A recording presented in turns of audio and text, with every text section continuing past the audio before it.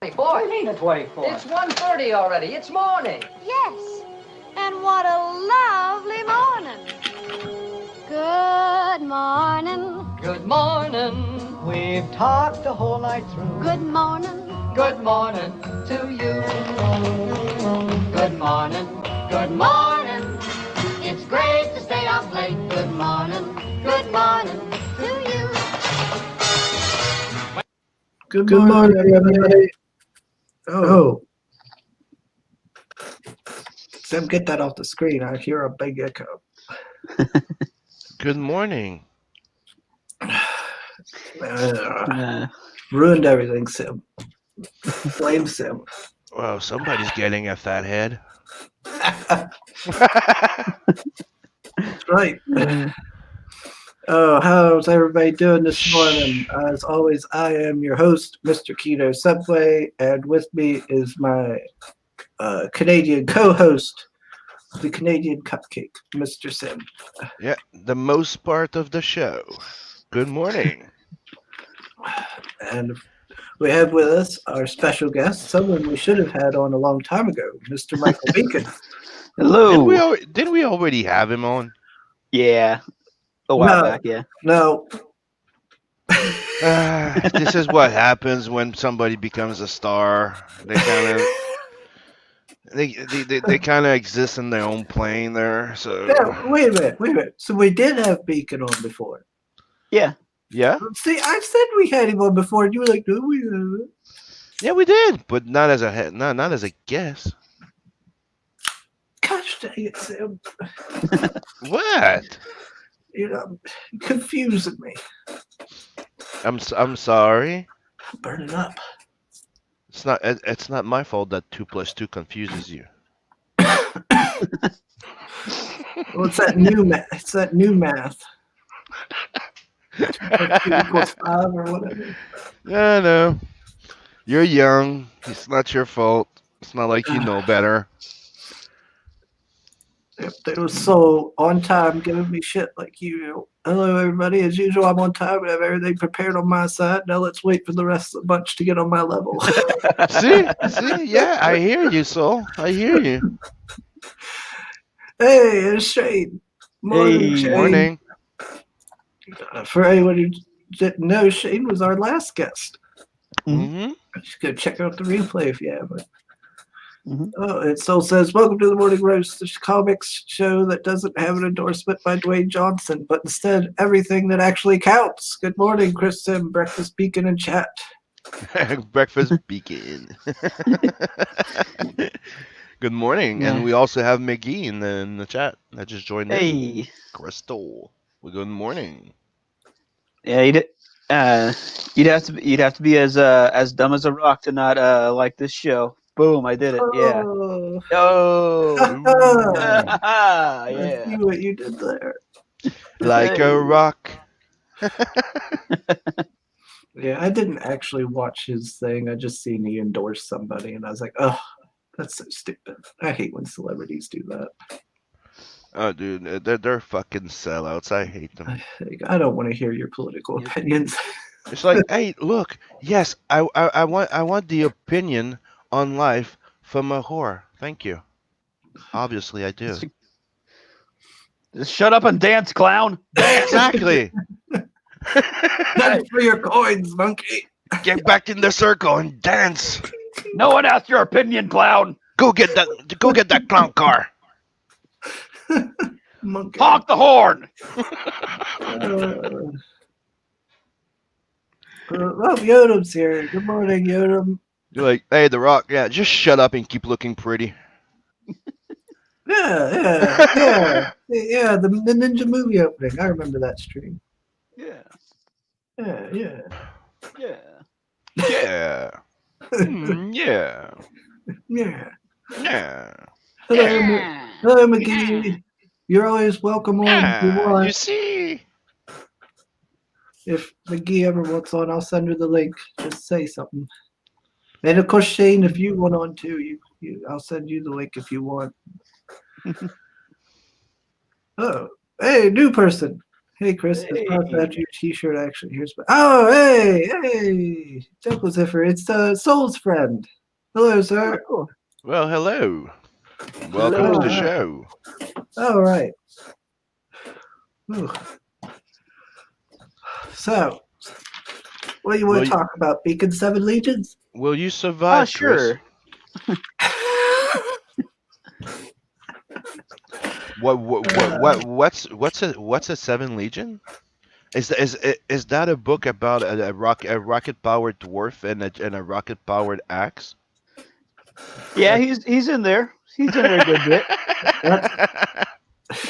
That's what it should only be about. He's the sleeper hero. He's like the Boba Fett of Seven Legion. It's kind of like, I don't know if people are gonna like him. He's just a dwarf, and when he comes out, it's like, oh, everybody seems to just like that guy. Yeah. And he Give shows me up. that fucking dwarf. He shows up shouting "Victory or Valhalla" and axes Chris right in the face. And everybody loves it. I don't know why. I don't know which part's my favorite. The fact that the dwarf is fucking badass with a jetpack and a rocket powered axe, or that Chris gets the axe in the face.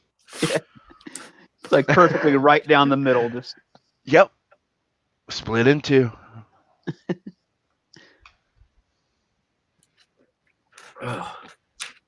yeah. Now he's rolling out the print, but you know. Ooh. Yeah, there it is. Okay, bring it up. Look at that. That is Yep. nice. Mom liked this. Yeah, and then that bottom Ooh. in that bottom panel, you got the dwarf wiping off that bit of Chris from his axe. Okay, if you get the Seven Legion past the 10K, Beacon promises to have an ash can of that dwarf. maybe at some point. I know that issue 4 is definitely going to have. He's definitely going to make an appearance. He's going to be real badass in that one too. He's going to be piling his mech suit in issue 4. I'm telling you, you need a spin-off. He needs his own title. Fuck. Yeah, I'm I mean, there was that one guy, Chris, that we met at Bubba Fest. Yeah. He was like, there needs to be a jetpack dwarf series. Yeah, he was Yeah. all about it. Yeah, I keep yeah, saying it. It would be pretty cool to see the Yeah. adventures of the dwarves. yeah. I would just have to come up with a story for it, but yeah.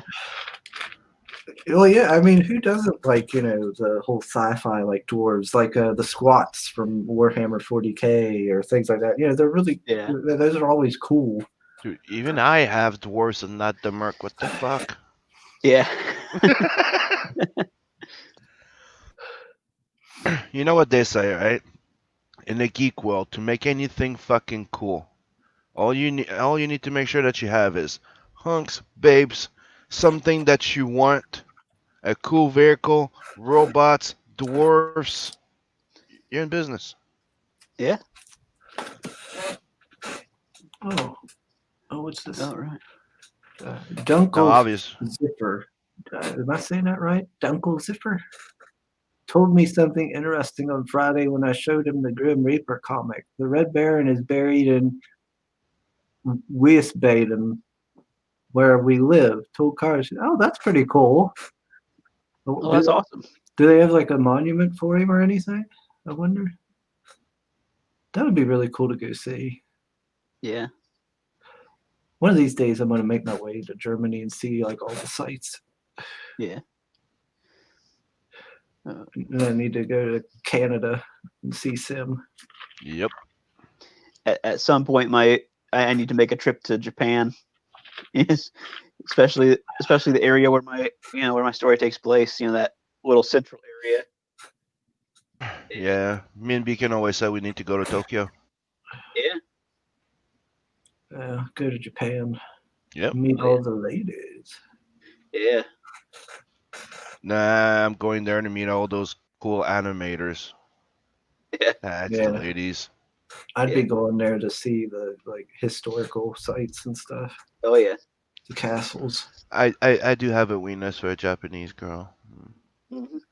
That Dude, that and a ginger, dude. Those are like my two top weaknesses. Oh yeah, yeah. Yeah. Dude, somebody was sharing around a picture of like a festival of redheads. It was all redheaded Mhm. women from like Ireland. I was like, oh, Oh yeah. I was like, to be there. It is like I'm rarely left speechless, but dude, there was one that just dropped by. Like she walks by and she's like, "Hi," and pale skin, redhead, and the green eyes, dude. I just went like, Mm. "What?" Like Mhm. you're just like speechless. So like, oh, whoa, wow, that just talked to me, and that's already gone. And you're like, "Oh, hi." No, she was pretty as hell. So he says, don't know, but I'll check out his grave on the South Cemetery. We'll take pictures. Awesome. Make sure to send them to me. I Sweet. want to see it. McGee says, smash that like button. That's right.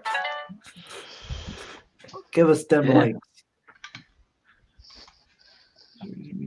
What's this?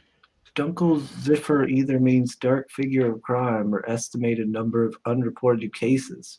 Well, that's Huh. worrying. Is he trying to let out that he's secretly a serial killer? Uh-oh. Well, Well, if he wants to buy a bunch of copies of Seven Legions, leave him as his calling card, he just Just leaves don't- 7 legions on the bar. you know. I didn't. Well, I can't say I'd endorse it, but I'd supply him. all these victims have their heads caved in with a giant hammer, giant mallet. I think we're looking for a small dwarf man. I think Soul is trying to tell us that he went to that grave, and his friend is the Red Baron's ghost. Oh.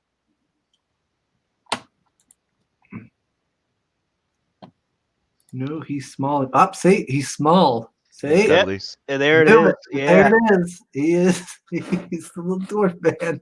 small and cuddly until he gets a hold of a rocket-powered axe. There you Yep. go. Yeah. Yes, please do hit that subscribe button. We're Yeah. not far away from reaching 150.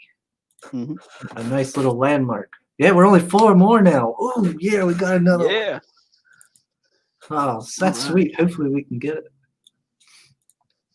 But see, here we are blabbering on. What is Seven Legions about, Mr. Beacon?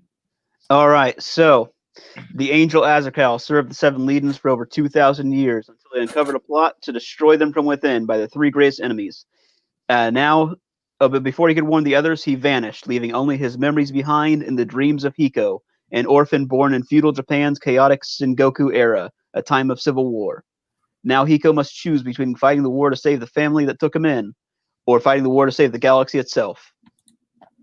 So that's the basic rundown. It's Star Wars meets Skyrim and Seven Samurai.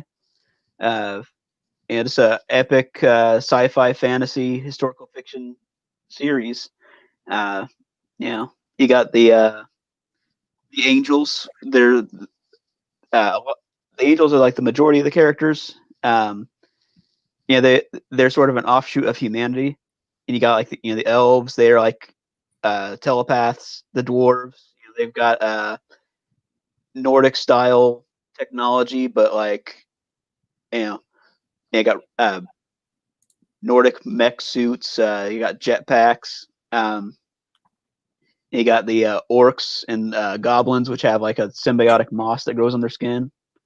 The Undine, which are basically my version of the mermaid. Their technology is all organic, living creatures that they've grafted into technology. And you got the demons, which will be showing up in issue 3. And they're more advanced than everyone, but they're stagnant. They were just given their technology. But yeah. I think that covers pretty much. Oh, here we got Mr. Shane. Hey, everyone. Hey, I crawled out of bed. Yep. Good morning. I've been asleep for Morning. like 2 hours, and I'm like, oh, okay.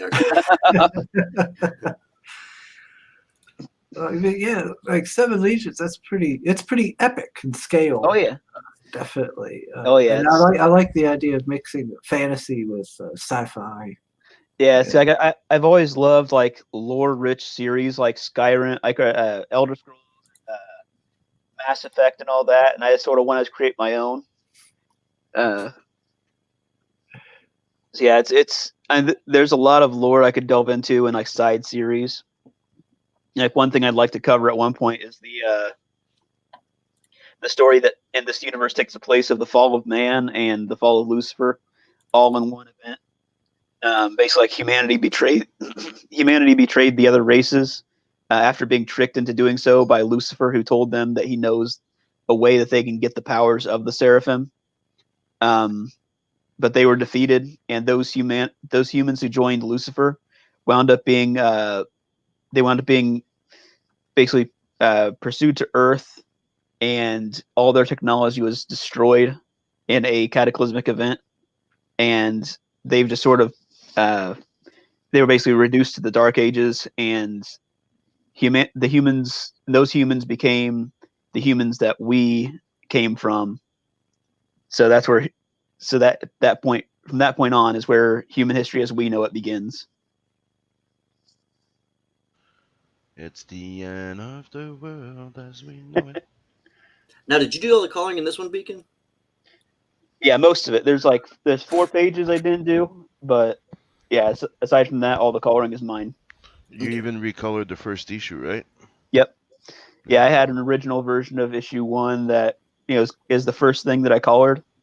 But after working on Cyborg USA and Dusty Tortillas, I was like, I've learned enough since then that I can go back and recolor and make it look 10 times better. Yeah, your And color I had did. like definitely gone up. The bookmark, the one that Sim did the art for, right? Yeah. Mhm. Yeah. And you did the coloring on that. I was like, oh man, Yeah. that's sharp. That's what got him a job. Yep. That's what I'm He's coloring. He's a colorist in Tales from the Netherverse, but he's Yeah. actually the main Oh, colorist true. of the book Tales from the Netherverse. Yeah. Yeah, 'cause I've seen that.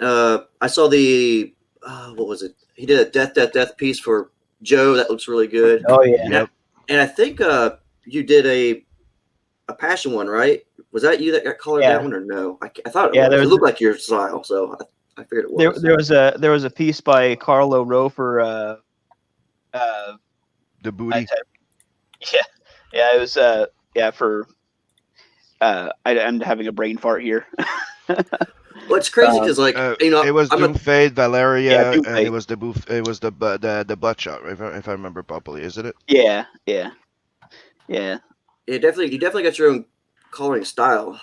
Oh yeah. You can see it and be like, that's a beacon color. Dude, I love Yeah. the way he renders his armors. Oh yeah. Maybe that's what it is. Maybe that's what makes it stand out, where you can just identify.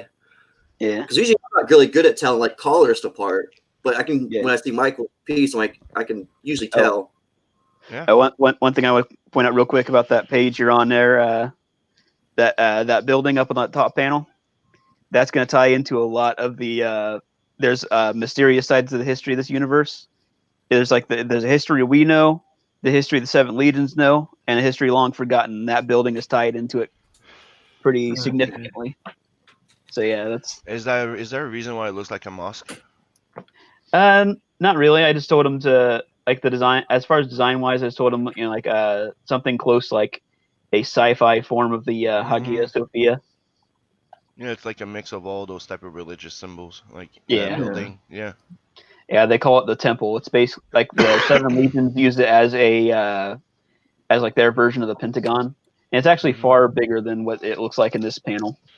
And it's also sort of an archaeological site, and there's a little bit of a museum at the front. Now, the first issue that you went back and recolored, was there ever any physical copies made of the before it was recolored? No, that was solely a digital release. I had it on that I think it was Comic Central before that got shut down. I thought about doing it on Comixology, but wasn't too into that. Okay.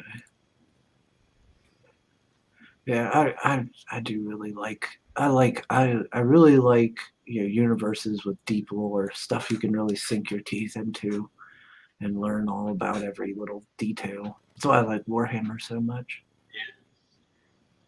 So I always or Lord of the Rings. Good gosh, that's like a history. That's gosh, trying to get through the Silmarillion. That's Yeah.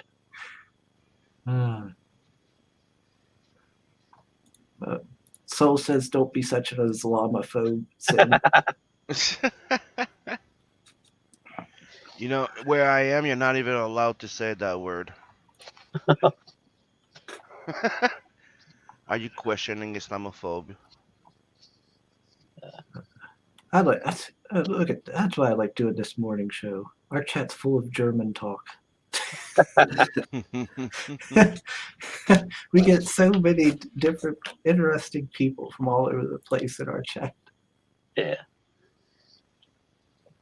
It's such fun. So,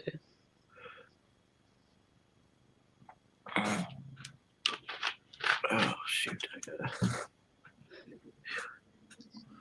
You got a what? I don't know. I forgot what I was going to say. You're trying to figure out your next question. So when is your next campaign going to be ready? I'm hoping for spring of next year, and I'm hoping to do the next 3 issues. So yeah, issue 3, it's gonna Hiko's gonna be essentially introduced into his new clan that he's part of. That he's gonna be part of. They're the Azai clan, and on the other side of the issue, there's going to be a Azrakal when he was at the rank of admiral. He's in control of one of those ships you see there, that big ship with a cylinder on it. Mm-hmm. And it comes under attack by the demons. So that's sort of it's almost like I would consider it sort of a survival horror issue. And then issue 4, it's going to have a time jump for Hiko.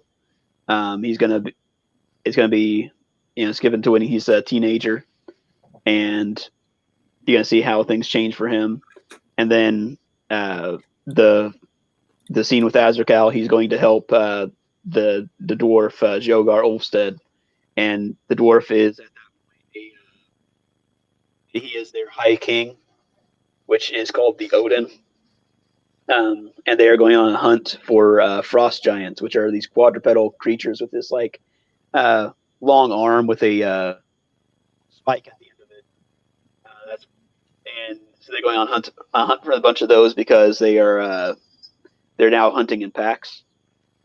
Oh, the frost giants are, and they want to put a stop to that.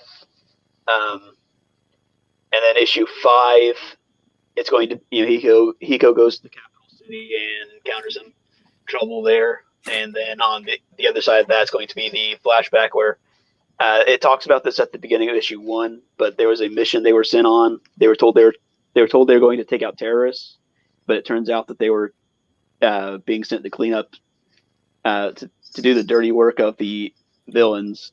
And they were unknowingly doing the dirty work of the villains by taking out these guys who were actually the parents of these children they were kidnapping. So so issue 5, you're going to see that mission. What about the? I can't remember the names very well, but the red. He kind of looked like an elf to me. The red elf. Yeah, so that's Josiah Vostiel. He's the heavy weapons guy. He's a bit of a. He's sort of. Yeah, he's a bit of an ass. He's smarmy. He's definitely smarmy in that. Yeah, he's definitely the jokester of the group. But yeah, he's sort of a self-hating elf. He doesn't really like his species all that much. Because early on he was actually born into one of the factions that are sort of the villains. And he realized that they were evil after seeing something that his father had done using the powers the elves have. And he's someone who, even though he has the potential to use those powers, he never uses them, and instead relies on his weapons. I think another really good standout thing with this is, we've seen like angels in battle and stuff like that in other comics, right? Where they're all armored up and swords and stuff. I like the fact that you got like that, like a military feel to the angels more. And I personally haven't seen that, so that's why I thought was really, really cool, kind of seeing that. That's why I keep saying, like, one of the first comparison that I would give to it gave me a vibe of reading that Alien Legions type of comic. Okay. It's really great. Like, you have a legion of angels, but there's dwarf in it. There's a dolphin lady. Yeah. There's different breeds in there, and you're like, okay, and they all have to work under one, and I really liked it. And if you do know what Alien Legions are, you liked it, you will like Seven Legions. Okay. Yeah, and he did it without even knowing what the fuck I'm talking about. Obviously, because he's just like, oh, okay, yeah, sure. Yeah, but the first time I told him whatever, about it, he was like, sounds familiar, but I've never read it. I'm like, you should, because you'd like it. Yeah. And you mentioned swords a little bit ago, and I would say the Seven Legions soldiers do sort of have a sword thing, but it's more like a multi-tool. It's sort of like their equivalent of a Bowie knife, but it's also using a climbing axe and sort of an armor piercer. It's got like that spike at the top of it. So yeah, like if they're like setting up a sniper position, they'll sort of fly over to like a wall or something, spike that into there, hook their belt to it, and just sort of hang from it, and use that as use that for like a sniper position or something. But yeah, aside from that, they'll use it for like, if they got like an armored opponent, they'll just use it to spike through the armor. I like the Daka. Yeah. That makes me happy. Yeah, and fun note that orc there, that was my old roommate. He back to be drawn in as one of the orcs. Oh. That's cool. Yeah. And this is some Paulo Romero art. He's doing an anime or a manga style, and sort of coloring it to look like an old school anime. Okay. Yeah, you got the different styles for the different setting. Yeah. Okay. Nice. Yeah. I see Pablo on Twitter. He's always posting his work. Yeah, and those two ninja ladies. It's not like those two are like they're sort of twins. The one with the bow is Hiko's adoptive mother, which is going to be his adoptive mother. That samurai in the red there, that's his adoptive father. Okay. This poor guy trying to swing his sword was probably distracted by her twins. Yeah, a little bit. Oh. Okay.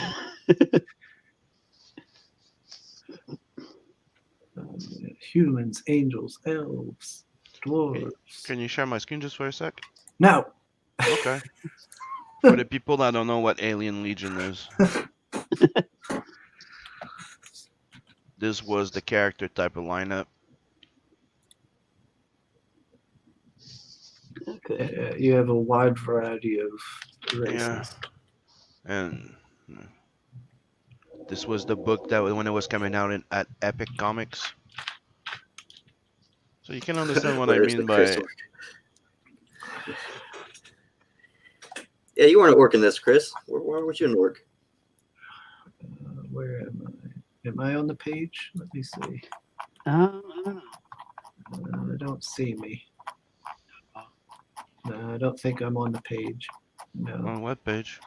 On the campaign page. Why would you be on a campaign page? Well, Soul said, "Where's the Chris orc?" So I was looking to see if I was on here.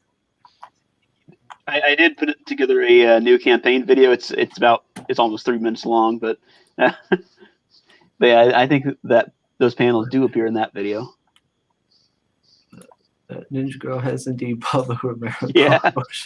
Yeah. Yeah, but we did show it before. You showed the freaking print where you were the orc and you got split in two. Yeah, well, maybe Soul wasn't paying attention. You got spread open. That sounds dirty. I know. That's why you grinned. You pervert. I didn't realize Chris was drawing in the book. Oh, yeah. Chris is drawn in almost every goddamn CG books. Yeah. What page is it? I'm looking through it now. I just want to see if Chris over here. Let's see. So there's that panel where the dwarf is like shooting forward and he's shouting victory, and he goes like next panel is like or Valhalla. Chris is one of the orcs in the bottom of that page, and then on the next page.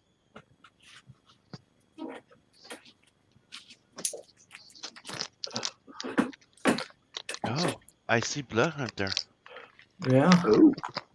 and I still haven't heard a critique. Yep. Yeah. I've been sick, Sam. Leave me alone. Yeah. I read a little bit of it. I found him. I Okay. haven't finished it yet. Oh, you haven't even read it yet? No. Yeah. Being sick's kind of stopped me from doing any reading. I haven't felt like reading anything. Oop. Oh, There he is. there's Yeah. Mr. Beacon. Oop. There's me. Yep. And then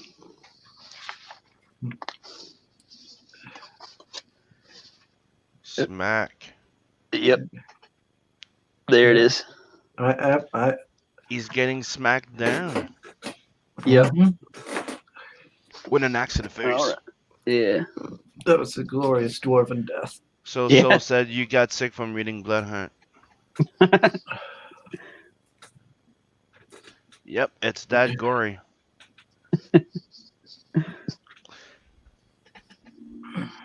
But I showed Mother, and she did not have anything negative to say. She laughed at it and liked it. So. Yeah. So did your mom end up seeing your version, your you in the Blood Hunt? Did I show her? Yeah. Okay. Yeah, she was like, "Oh wow," and she was like laughed and stuff, and she's like, "Oh, that's really good." Yeah. She, Yeah, the panel where your face is getting ripped off is really good. I like that. Really cool. You know, at some point, I need to like when I do my parody comic, I need to just have like a page where it's like you in the parody universe waking up from a dream where you were killed off in another comic. It's like oh, thank God, it was just a dream. You start walking out and they get hit by a bus. You know, You should make that your intro sooner or later, Chris. Just all your moments in all the comics. Just make it a montage of Yeah, all your the appearances. different me's. Yeah. all the different yous. I thought about trying to do something like that. I don't know how to do any of that editing or any of that stuff though. you know, every time he goes into a campaign, he buys the CG golden ticket, which puts him in a book. You remember that golden ticket in the Last Action Hero? Oh Yeah. They would put him in the movie. Yeah, exactly. So here's the golden ticket, and you're in the book. That's how I'm gonna go. That's how I'm gonna call them now. Here's your golden ticket. Last Action Golden Hero was a Ticket good here. movie. Yeah. It was. Hey, Stefani. Hello, Hey. sir. Yeah, he's got a really good looking. Yeah, he Yep. does. I'm excited for that one. Oh man, I probably won't be able to back. Wait, will I be able to? I might be able to back. Yeah, it. you should be able to. I think he's getting held by Mike. Yeah, I Murphy. think. Yeah, Murphy. I think still doing it Yeah. for him, so I should be able to have no problem with him. Yep. Ooh yeah, You're probably gonna have to grab one of those double copies. that's gonna be awesome. Oh yeah. Well, yeah, I always get 2 copies for me, so Just in case one's messed up, right? yeah.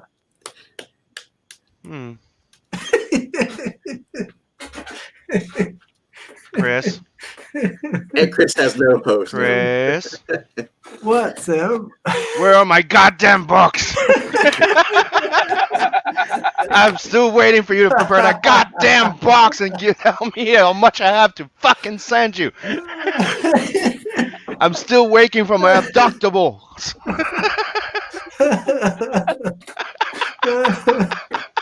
That's what Christmas is for, right? He's going to send all of them for Christmas. They're somewhere in this stack. I keep reminding him, I'm like, dude, let me know how much and put that box and send it to me. And yeah. I guess I have to go to the post office and get it. So not only does Sim have to wait 2 months for a book to actually be shipped, it's the same difference with if he just gets it from Chris. Yeah, it's even worse. Yeah, it's even worse. Yeah, but he's like, oh, I'll wait till I get the sheet, then I'll send it. I'm like, okay. Then she should be in because it came in. What? I've She's never supposed gotten she. People are starting to get their sheets like 2 weeks ago. Oh, I yeah? think I know that one. I think I'm getting mine today, at least according to the tracking. I must have missed that campaign. Oh, is there tracking? Oh, I wonder if I got a message about it. I don't know. Yeah, I haven't got mine yet. Oh, here's an update. Oh, I don't care about the perks. I want to know where my book is. You send the Don a nice message. Go, hi Don Tucci. I'm a huge fan. Been waiting for this book, and I'm really happy that you're getting that you brought She back. And congrats on that. But where's my fucking book?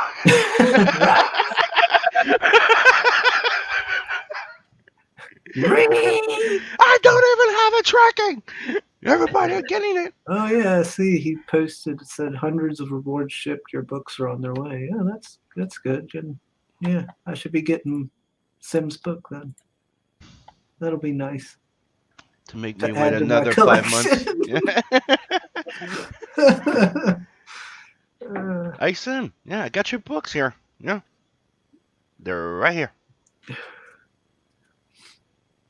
So says that was a hard roast. Chris looks almost as flustered as he did when reading Blood Hunt. You didn't read it yet, so shut up. I read a little bit of it. No, you did not. I did. Oh yeah, which part? Hold on now. Well, I read it twice. I can't say that's spoilers. Thank you, Shane. There. Shane read it for me. That's a real friend and fan.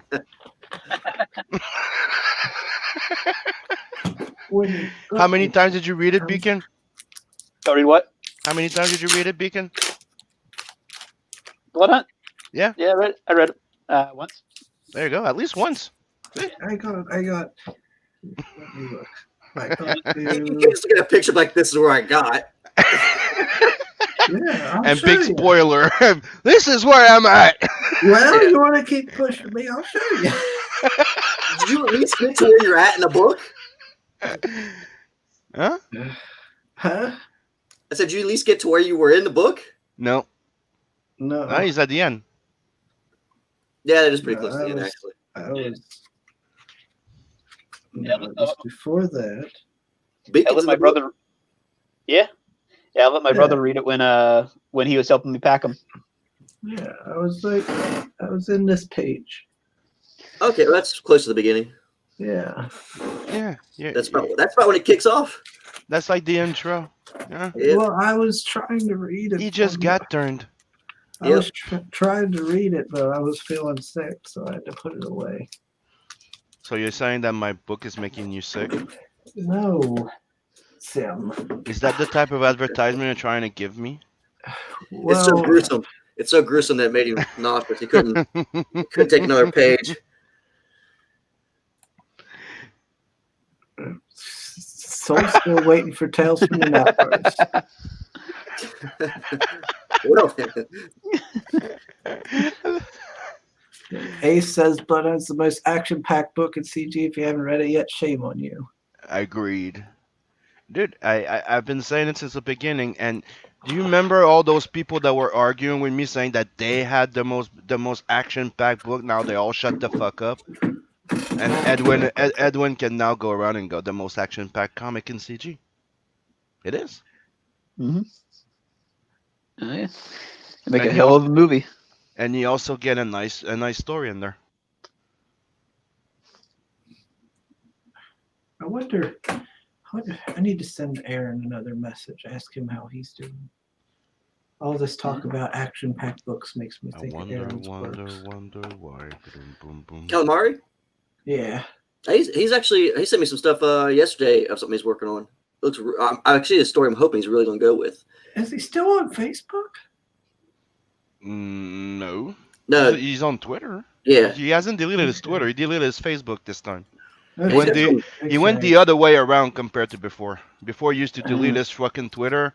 You would find him on Facebook. Now he deleted the Facebook. You can find him on Twitter. Yeah, because I went and was like, oh, okay. I'm gonna send Aaron a message, and I was like, well, wait a minute. His profile picture is all blanked out, and I can't send him a message. He also he tweeted out last week or so that his more lethal copies came in. So he'll probably send those out soon. Sweet. Like this, like Soul's like, Edwin, you don't know me well enough to shame me. Edwin's like, shame Soul Lion. Soul's like, oh come on. Yeah, shame him. Especially if you haven't read Bloodhunt yet. Shame on you, bruh. Yeah, all you people out there. You know, Not naming any names. you will regret it. It is a good book. Let me look here. So which one's the new trailer? Is It should be that first one. the first one here? Okay. Yeah, it's a I'm bit gonna- long. It's a bit long, but you know, it's got a good soundtrack to it. Can I tell you one thing? Yeah. It wouldn't seem as long if you would put a little bit of like narration in it. That's true. Like I tried just a it. little bit, like in the middle, like or something like that, like in a few spots. Would just Yeah. I tried it, but it's like I just couldn't get it to work right. Yeah. I'm gonna play What did you use to put the video together? It was what's the name of the program?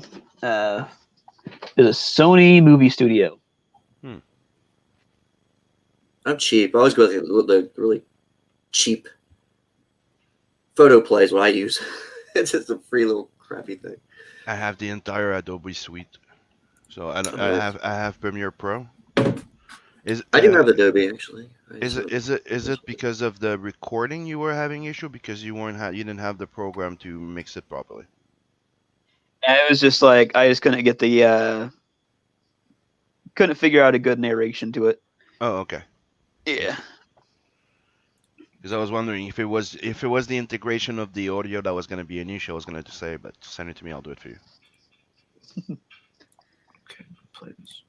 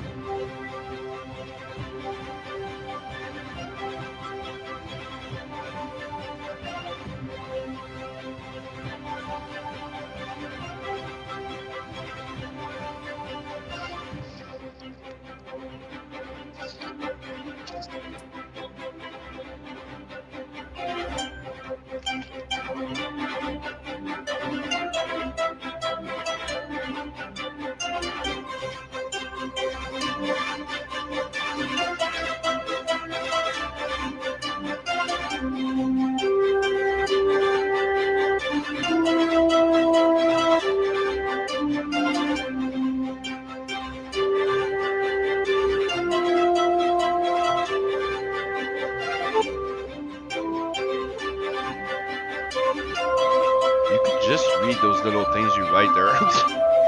Yeah, true.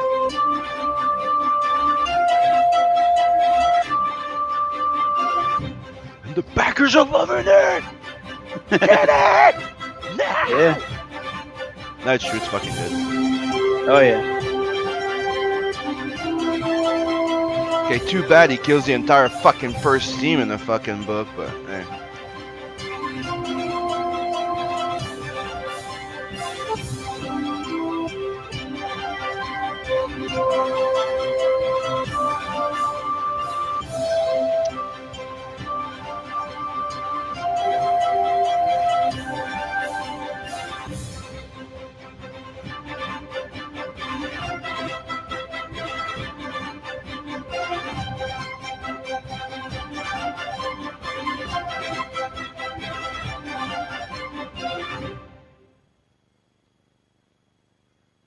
Yeah. Okie dokie. Yeah, there's one thing I got a little bit of praise for yesterday. I packed the prints, sort of like wrap them around the book, so there's no creases. But you put them in a plastic first. Yeah, I put them in a plastic thing, Yeah. and then you sort of wrap them around. Don't crease it. There's a bit of a bend, but I was messing around with it yesterday with like one of them. There were some that got damaged when before they got sent back to me. Because like something with the UPS was stupid, and decided not to put it in the PO box and just ship it back to me. So I got that package back and I looked at it and they had pressed into the button pen. But like I was just messing around with that yesterday to see how easy it would be to get that bend out of it. And yeah, just working that bend a little bit, you can get them back to basically flat, pretty easy. No creases that would impact the ink or anything. So yeah, you buy the base pack, you get the book, the button pin, the Trading cards. book, yeah, the trading cards, the bookmark, and you can add on for $30 4-pack of prints. Trading cards. Oh yeah, That's the shiny. They actually got the detail on the back of them too, like the race, names. yeah, They're pretty. yeah, the Actually, race- pretty good. Okay, you need to get 6 a.m. to do that dwarf. yeah. I'm sure he would love that too. I don't want any other one. I just want the dwarf. But yeah, so like The bookmark, yeah. yeah, and then another add-on you can get with Build-A-Pack is you can get the a piece of original trading a piece of original concept art. Dude, So you're basically when- gonna get Go. so you're basically gonna get like the first time a character was drawn. It's a little bit of a sneak peek at something that's coming up in a future issue. So yeah, it's potentially a highly valuable collectible. Yeah, that's potentially big money, baby. And Yep. when I say that that bookmark is when it gave him a job, because as soon as he shared the freaking color with my line work, everybody was like, "You guys need to work together." I'm like, Yeah. "No."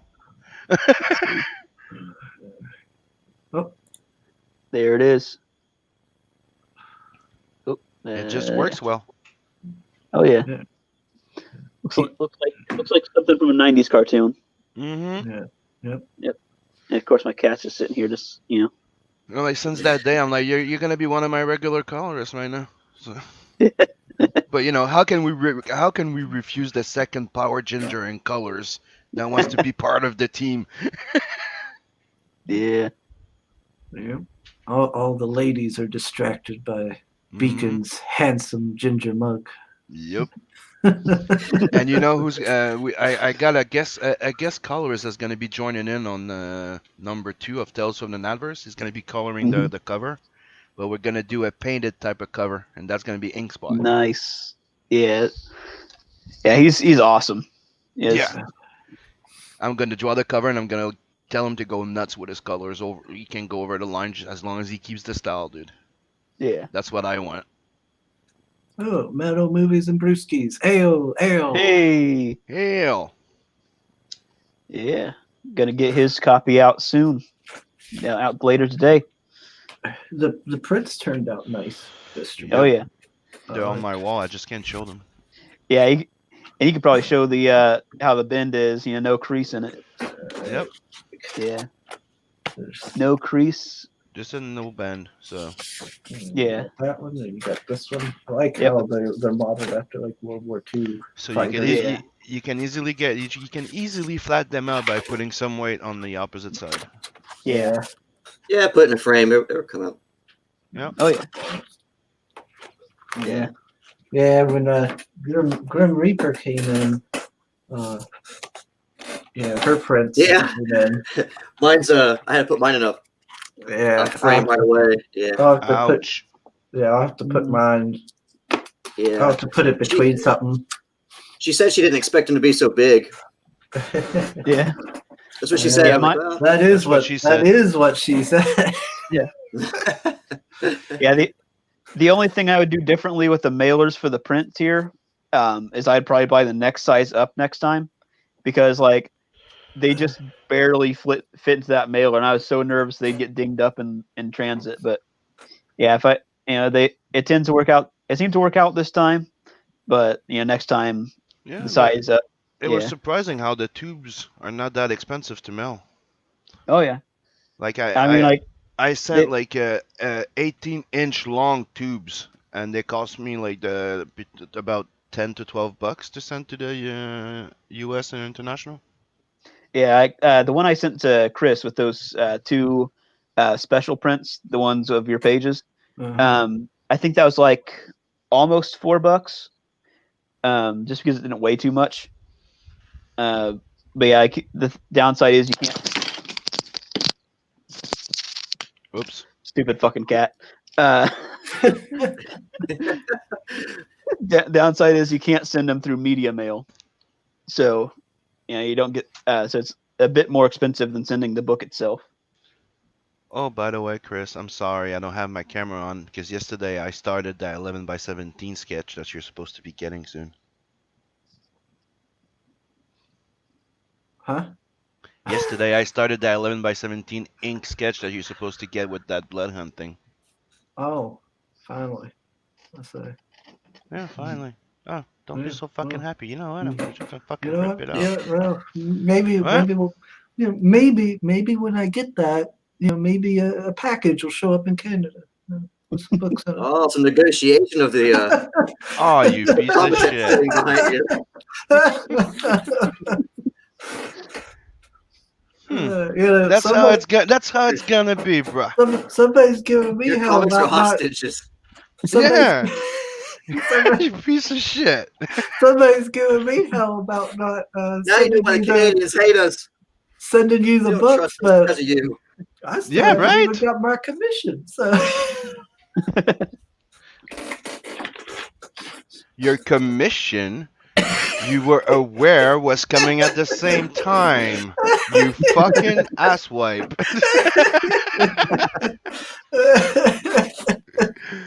Okay, people watching, as you can see, we're really good friends. He's still a dick. He's keeping my book hostage. Oh, Beyond Time just backed me. Sweet. So Oh, everybody no, that's no. waiting for me to Oh. tell them if I read your book and if I liked it, blame Chris. beyond he's got a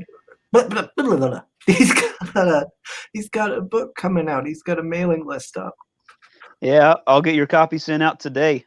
It's here it is, Magna, The Last Pantheon. Oh, cool. Yeah, That sounds interesting. I'll Yeah. put a link here in the chat. I don't know that one yet. Well, unless Soul wants to do it. I know how he gets.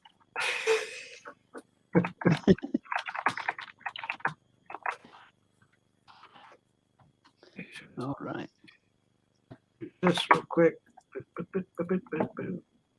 There we go. But yeah, we got to have him on again. We had him on with Rod Looper. Okay.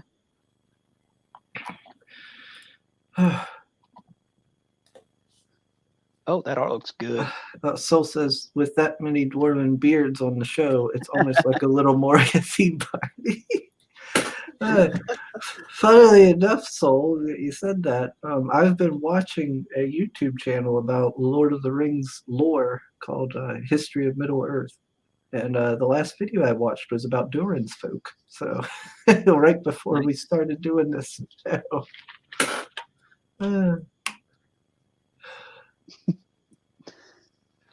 I'm sorry, Soul. I didn't know if you had the link. Yeah.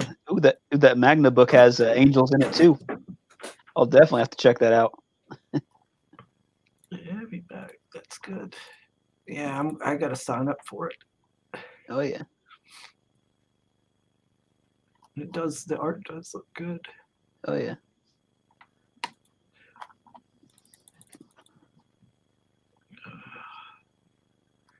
Oh my.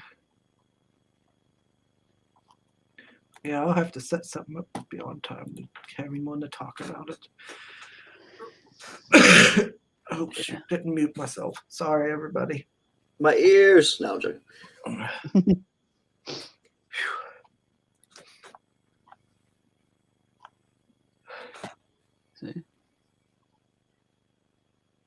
Oh, that's Tim. okay. Oh, Tim muted himself. God damn it. Useless. Oh well, I don't even remember what I was gonna say.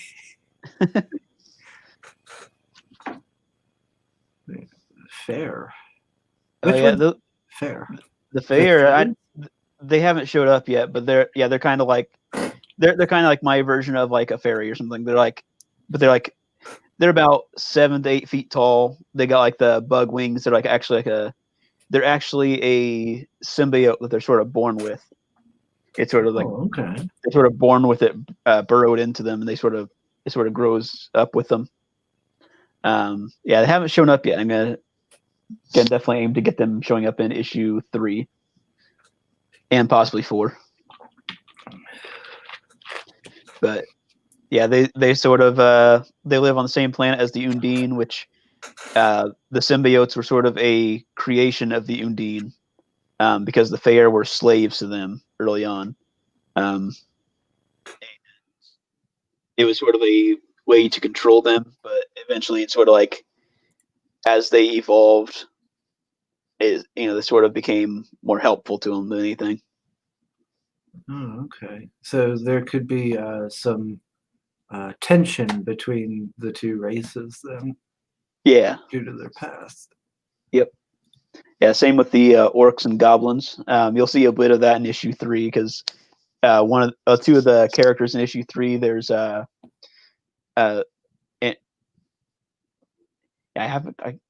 just had a brain fart on the names, but there's Captain, who's a goblin. He's mistreating a orc subordinate who, because he has sort of that animosity from their history.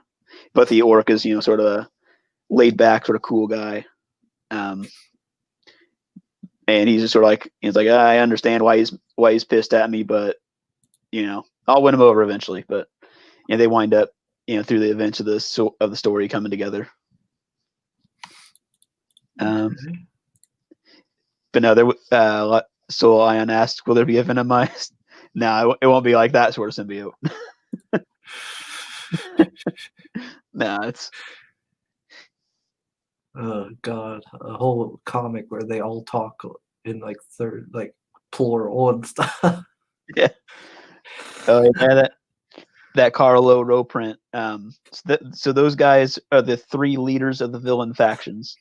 There's the guy with the red wings. That's Maloronus. He's the leader of a group called the Vitruvian League. It's a nomadic geneticist cult. They basically fly around this fleet, terrorizing worlds on the Outer Rim, and sort of taking people to be used in genetic experiments. And you got the armored angel in the back, Claudio. He's the other one with the halo. He is the leader of a group called the Volsoth Empire, and they're they're pretty much like space communists. And he's lost half of his body in a battle with the 7 legions, and now he has he has a mechanical arm with a railgun built into it. And then in the back there, the lady, that's Lilith of Nod. She's one of the first angels.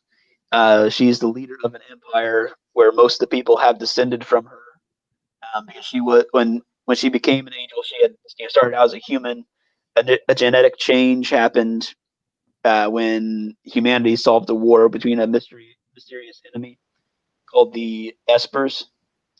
And so she wound up becoming one of the first angels and one of the first seraphim. But after watching her human children die off, she sort of went mad, and now she's sort of like seen as a mother goddess to her people. So yeah, they're a very theocratic empire. Okay. Yeah. Because it's like this, obviously due to the flames, and then obviously like these two guys certainly look villainy. Oh And yeah. then I see her, and I'm like, well, she doesn't look Hey, too Chris. villainous. Check what came in the mail. What just came in today? Right Oh, now. sweet. What's happening? Oh, nice. Oh, nice. Yeah, one of the shirts Looking available good. on. Yeah, one of the shirts available on the Zayd Brothers store on Etsy. Yeah. I got 7 of them. Some for the kids, and I got one like this. You got the ones I'm wearing, and you got those. Nice. Let's see that. Hell yeah. That looks good. You have Yeah, that looks one, like it and turned out real well.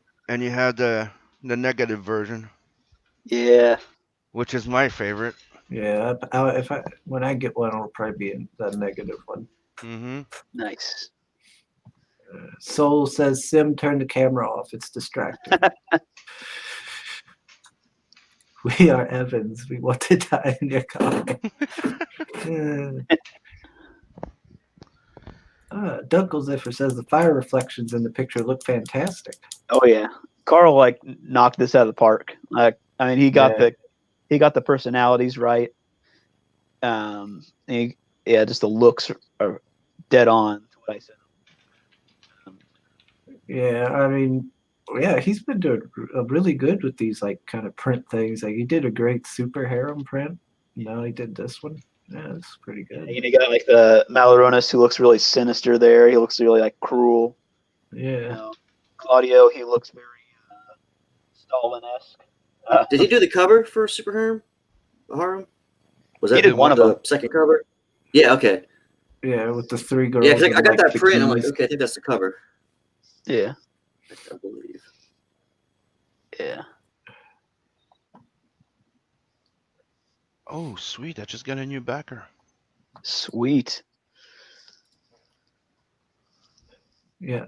See, that's thanks to the power of the morning roast. So Yeah. that's all us, baby.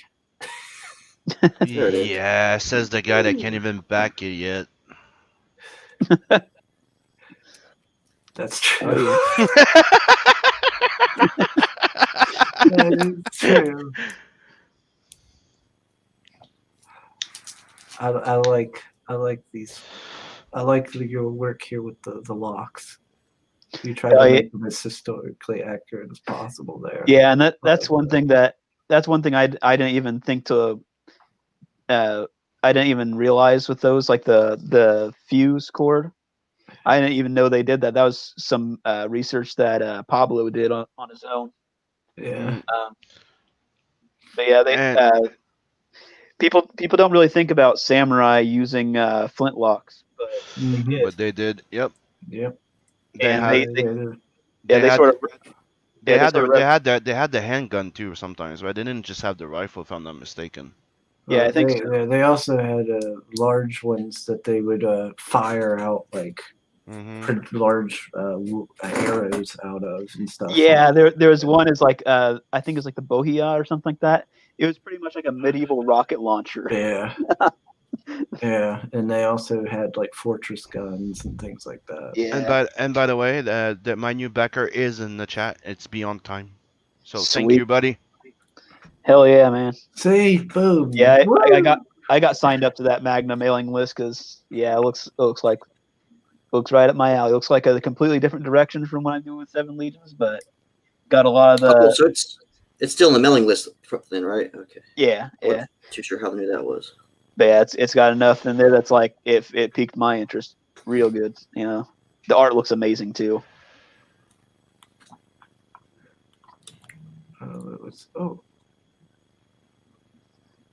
So with the links. Yep. Excellent work. Oh yeah. German Commissar. Oh, dude, and the shirt they make, it's really good quality, dude. It's like, it's good vinyl. Like what they print on. Nice.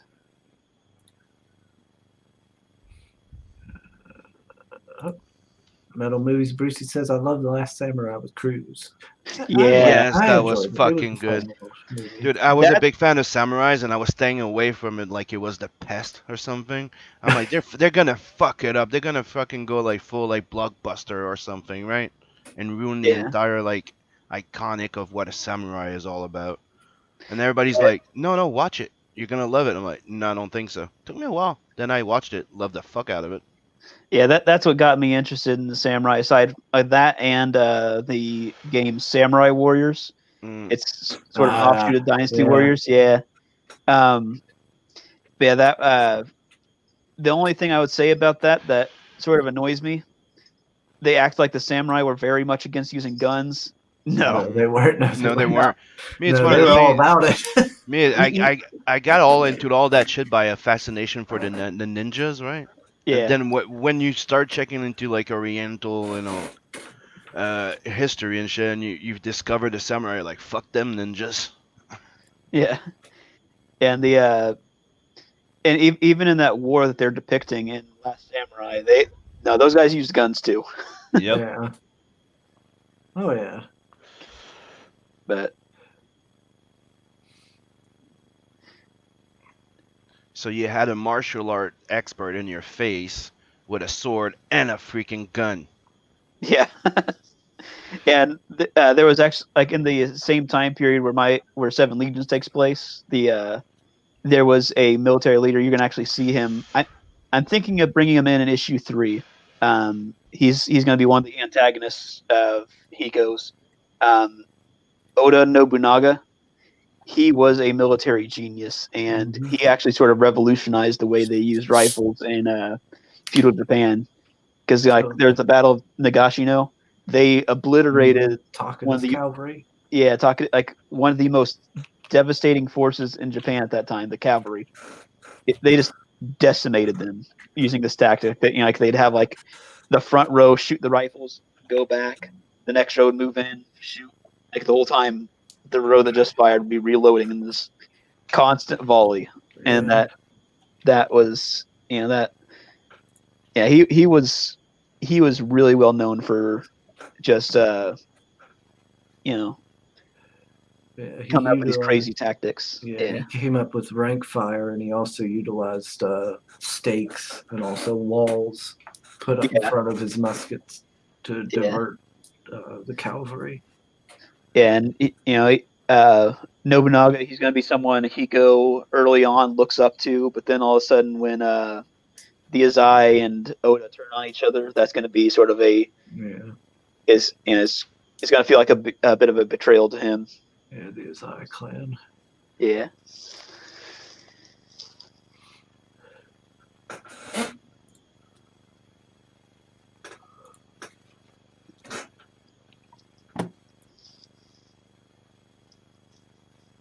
Can you hear the crickets? Oh, that's a computer humming. Got it. Oh yeah, and Metal Movies and Brewskis brings up the show Deadliest Warrior. I will say that one of the things that annoyed me about that is how like they just sort of they like the skill in it. That's what I didn't like. And then they compared the weapons and stuff, but I hate when I don't know. They act like if a weapon was better than the other, that it meant the opposing person would win. And it didn't really. Yeah. That's the show I'm thinking of. Where they built the weapons and stuff. I couldn't stand Deadliest Warrior. Yeah. I ended up every time I'd watch it, I'd end up yelling at the screen. Yeah. I'm like, no. And that's they're arguing with the TV. Yeah, the weapons skills, well, the weapon tests were pretty cool. But it's like as far as like with the ninja thing, it turns out apparently that like no one who really says like an expert ninja these days actually knows a shit about ninjas, like how they really were. Because like they picture ninjas as like these like walking around in black suits all the time, like throwing ninja stars. No, it was really, it was. They were pretty much like medieval James Bond, pretty much. Yeah, they would be dressed up as peasants. Yeah, And that's why But- a lot of their weapons was modeled after like farming equipment and stuff. yeah. But then again, it is fun to have that sort of ninja, which is why I sort of have a little bit of that in my story. Oh yeah, it's always nice to see the romanticized versions of like samurai and ninjas and knights and things like that. Yeah, because I mean, the reality is obviously, in my opinion, the reality is more interesting. But a lot of people, they're not going to be as into it. Like nobody likes seeing the fact that like knights and samurai were basically just normal people. They were pretty. It could be just as bad as like brigands and bandits. Oh yeah. I'm definitely going to bring up a little bit of that, like the the cruelty of samurai sometime. That's going to be something that Hiko sort of deals with. He's going to sort of see these other samurai who are like really just awful. Sort of stand up for the peasants because he comes from peasants. Yeah. But what's that? You didn't bow your head low enough? Well, off with it. Yeah, I thought ninjas and stuff were the peasants and farmers and stuff. Yeah. It's kind of like a militia, right? Well, a lot of they started down in what was it, like Kai? Is that the province? I think it was something like that. But then again, like farmers. They started like Brewski's staying down here. That's what I thought. And they developed their own like clans. Yeah, a lot of the ninjas were actually were samurai. Hattori Hanzo, he was the most well-known example of a ninja, but he was also very much a samurai. And then like the samurai Sanada Yukimura, he was he's believed to have been a ninja as well, and he was always accompanied by a team of ninjas. But yeah, he's very well known to be a samurai though. Well, I mean, if you're a well-known ninja, you're not really That's doing true. a good job. Either.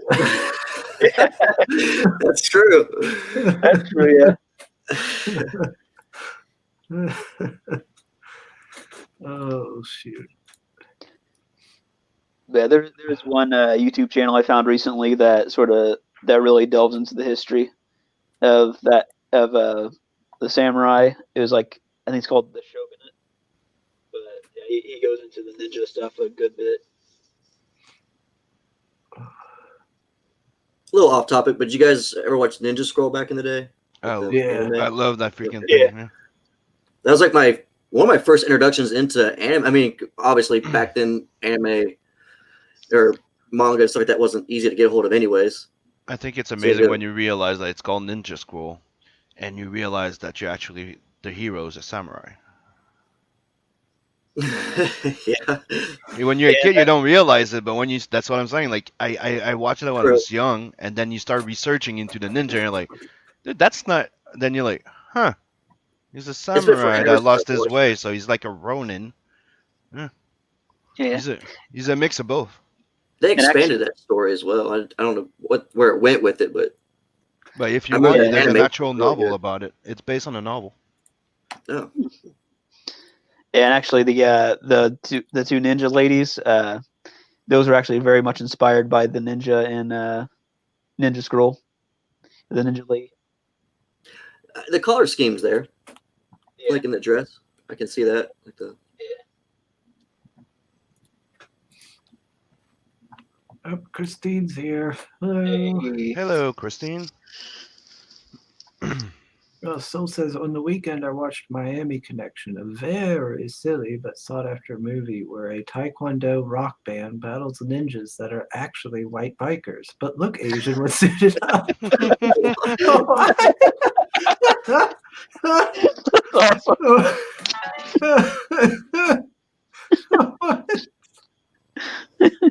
Oh, Soul, where do you find these things? Why is it every time we bring Beacon in, you have some really weird movie to talk about? Because he knows us very well. I need to see that movie now. Dude, what's the other movie we watched the other day that was fucking hilarious? Something, that freaking thing that we watch on Amazon Prime the other day. Something versus the monster. Oh yeah, it was like Jack something, wasn't it? yeah, Monster Hunter or something like that. Yeah, it was pretty good. Had the guy had Robert Englund in it. Yeah, dude. Yeah, you have a guy that's like, I don't know why, for some kind of reason, he always had that fucking rage where you just want to fucking hurt and break shit, right? Now I have to buy a new toaster. Yeah. Dude, when he goes on rants, it's hilarious. You feel the fucking rage in him, like just, and all of that. It's realized that it's because he was made to kill monsters. Dude, it's fucking funny as hell. Oh yeah. If you like those type of like horror B movie type of thing, you definitely want to go watch that one. Yeah. I like Tucker and Dale versus. Yeah, that was good too. God, I love that movie. My favorite scene was when he's like tossing the wood into the wood chipper, and the guy. Yeah, he just jump in the chopper. Dude, what the fuck's wrong with these kids? You just go and jump in the fucking wood chipper. Officer, I swear to God, he just ran out of the woods and hucked himself in the wood chipper.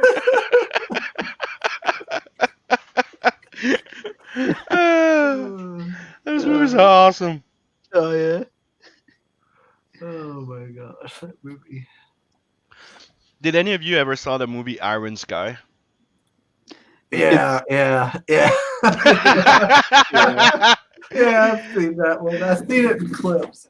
Dude, they put the sequel is on Netflix or something or Amazon Prime. I haven't checked it because it seems to have been a bit SJW, but I will definitely still watch it. Now, Dude, you have Hitler on a fucking T-Rex. I'm like, okay, I'm in. I have to watch it. It's now. I'm trying to think if that's the one I'm thinking of. Dude, Hitler is half reptilian now. He's riding a fucking T-Rex in the center of the fucking earth. I'm like, okay, I'm in. The first premise was like, before the First World War, during the Second World War, or something like that. Yeah. The Russian got lost in space. Like the Nazi left us, not the Russian. The Nazi left the Earth. They went to open like a base on the dark side of the moon, and almost like 50 years later, some of them come back. So space Nazis. Okay, is it the one from the dark side of the moon, dude? Okay. The thing is, you have one of the astronauts that's sent there. He's a black black guy. Yeah. He's a black guy, and his name is Washington or something, or I don't know that. And he's black, and they send him back, but they bleached him. Yeah, he's white. He's like, what the?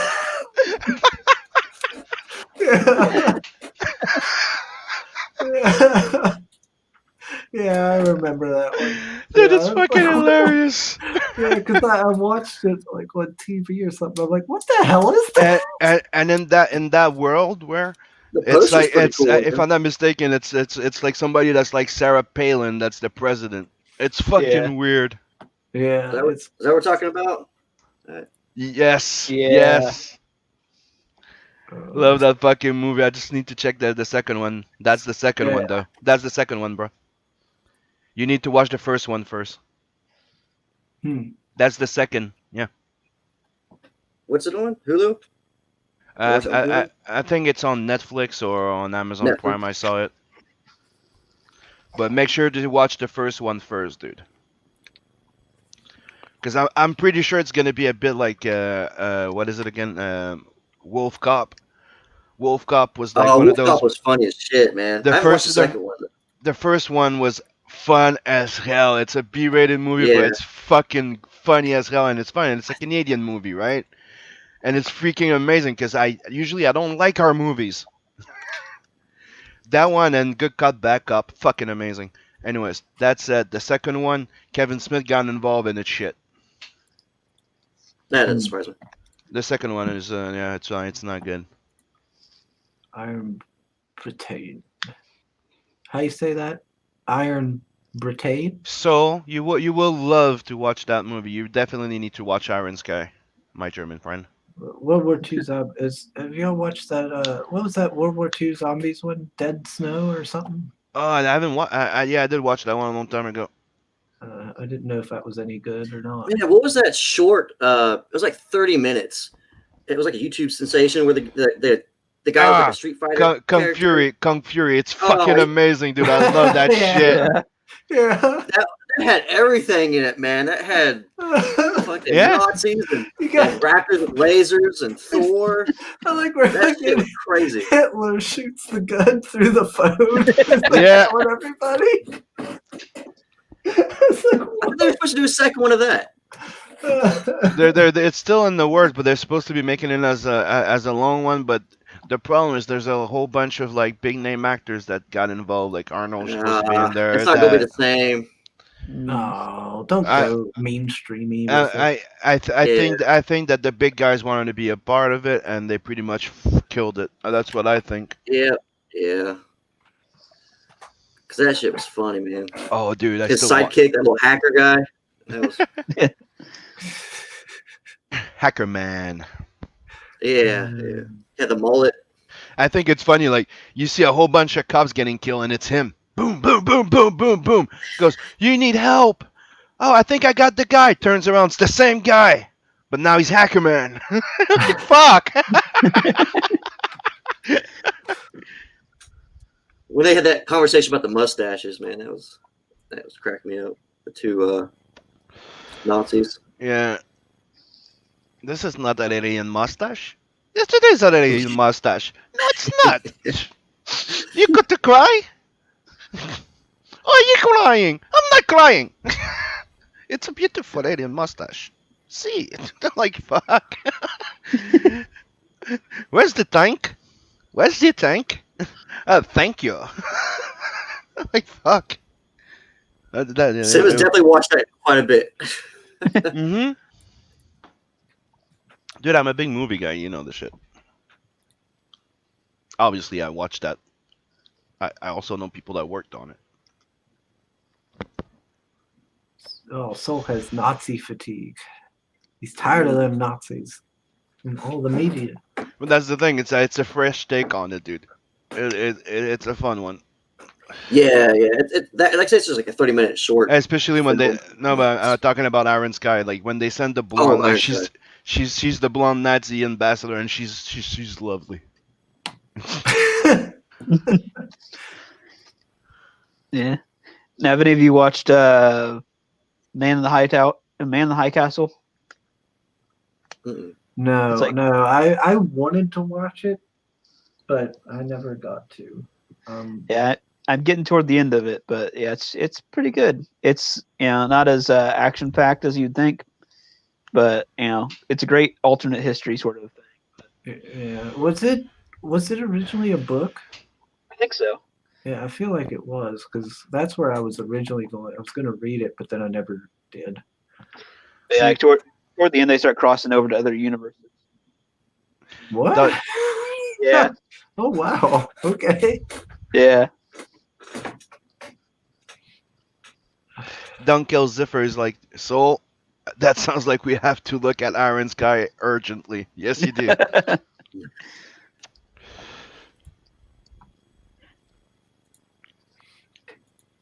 Oh, let's see.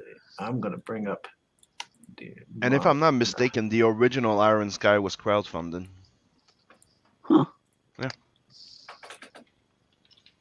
Well, that explains why it was a lot of fun. Yeah, but dude, it's that's the fun part. It's like the fresh twist on it, right? Like I'm not gonna give spoilers, but the idea is like they're stuck on the moon, right? The Nazis for like 40, 50 years, right? So they're all like in propaganda. So you see them, they're like SJWs. So they're coming here trying to save the world, but the girl gets exposed to the American way of life, freedom and shit like that, and she's technically trying to convince us that their way is the best way, but she grows up to believe otherwise. Like that's the premise of it. Without giving spoiler, which is fun. Power of freedom. Oh, and in Man in the High Castle, there's one scene that kind of reminded me of the SJWs because there's so there's this new movement, like a more radical form of Nazism, where they're like a bunch of the students, everything, are getting involved in it. And there's one scene where they're in the school and they're talking about like some writing, and it's like it vaguely suggests that Jewish people have souls, and it's like, and she goes, and one of the students goes, "Excuse me, teacher, is this insinuating that Jewish people have souls?" It's like, the teacher looks terrified and just sort of sits down. It's like, class dismissed. It's like, that is exactly like the SJWs. It's like, they have all the teachers and everything terrified to even consider going against them. Teacher, I need this little Polish boy still. Little here. Magna. Okay, you know what? Fuck this.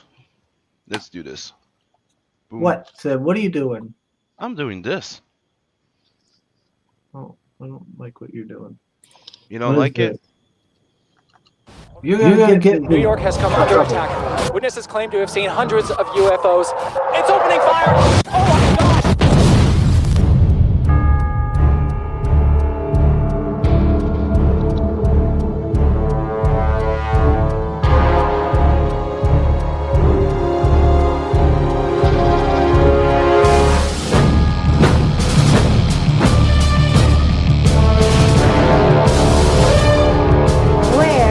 From the dark side of the moon, and we come in peace.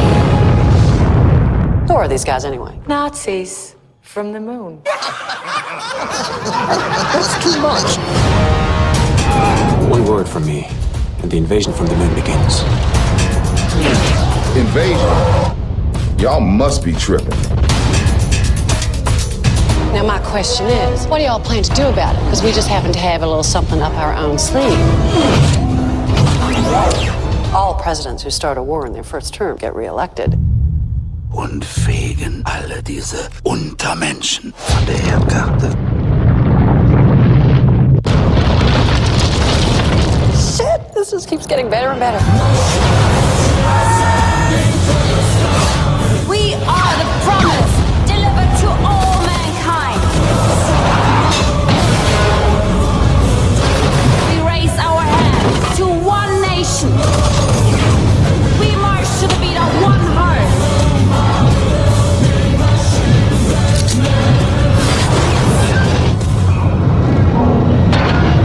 The world is sick, but we are the doctors.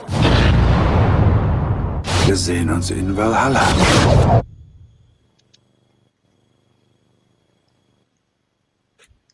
It actually kind of has like a budget to it, right? It's really small, and it's bad. it's really small, and it's really independent and small budget in a way. But dude, they pulled off something really freaking solid. Side note: that villain, he was the new Puppet Master in the Puppet Master remake. They remade Puppet Master? Yeah. It's fucking weird. It's actually got a little weird little Nazi puppet baby that will like goes in somebody's back and like, I don't know, controls them through its spine. It's fucking weird, man. It sounds. It's not definitely like the originals, that's for sure. Yeah, the originals were awesome. A couple of them, like the first three. Yeah. I always like Six Shooter. Six Shooter was awesome. Come on, I'm sure that everybody that just saw that trailer just want to see it now. Yeah, that looked pretty sweet. Yeah. Soul is not. It's still not sold. He's like, no. Stone movie. Yeah, he says it's just a stoner idea. Yeah, but he's not wrong. But it's not looking great. That's true. Well, Yodim seems interested, and don't kill Ziffer too. So Soul's dismissing it. It's not highbrow enough for You him. gonna- he's just being closed-minded. You gonna pitch it to Ace for his show? The next stream. Yeah. Iron Sky. I can barely contain myself. I can feel the enthusiasm and excitement coming off those words. And Christina's like, it does look like it did look like fun. I'm like, it does. Yeah, it's a just don't take it too seriously. Just silly fun thing. Dude, the worst part is when you see that guy, like the black actor there, like get sent to Earth white. Dude, that is funny. Because he gets to live the other side. Anyways, they went full out.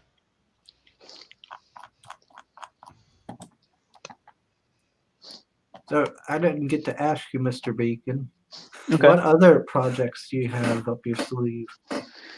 Well, I don't have anything solid yet. I'm just going to continue working on more Seven Legions for now. But eventually I want to do a sort of parody, a superhero parody comic that's sort of a parody of the modern Marvel comics. It's also sort of a redemption story. It follows a character called Girl Power. And each issue is going to be issue 1. And they're all going to have like parodies like the cat cover, the cover with all the cosplayers cosplaying as her, the Messiah cover sort of thing that they always do. But it's, some SJW superhero. Yeah, she's at a coffee shop. She gets a message that someone is criticizing her. She gets on a subway train to try and confront this person. And then the subway train gets hit, comes in contact with a Doomsday level villain who just killed their universe's version of Superman. She gets out of the train, thinks she can take him out in one punch, shatters her arm on his face, and then sort of wakes her up to how the world really is. And she sort of like is walked out of the sort of like shown the truth about the ideology she follows and ends up becoming a true hero. But it'd be a very funny story. But then there's an idea for an eldritch being takes on the form of a superhero, pretty much after realizing the value of humanity. That's the other story I have. Ooh, that could be interesting.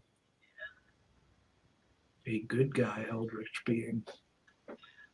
I don't think I've seen anything done like that. But aside from that, it's just Seven Legions. Seven Legions is always going to be my main thing, and there's plenty of room for offshoots. The dwarves and crossovers. Yep, crossovers potentially. Just got to find ways to work certain stories in with my universe. I think the best thing, even though it's been a while since we've heard from them, I think the closest thing that could fit in my universe is Asami. I'm not sure where those guys went, but their story. When I was reading it, there's a lot that could cross over. Yeah, I hadn't heard anything from those guys. Yeah, it was a good book too. Yeah. Yeah. I think they're still around, but just quiet. Yeah. A gnat in the Seven Legions universe. Have to probably do some interdimensional to get that. But You could just have a spaceship in there somewhere in the background. Yeah. There's like Easter eggs. Yeah. Be like, hey, you angel ladies, are you guys celibate or what? Yeah, that's the thing about the angels in my universe. They live very human lives. They got a variety of different cultures. Some of them free thinking than the others, but yeah. Yeah, they're not your typical traditional angels. Yeah, they're nonsense. yeah, they're not really spiritual. They're definitely more organic. The only sense that they're really immortal is that they don't age past maturity. So they could potentially go on living forever. But they can still be killed. Yeah, when you're involved in military kind of stuff, yeah, their chances of living forever kind of dwindle a little bit. Yeah.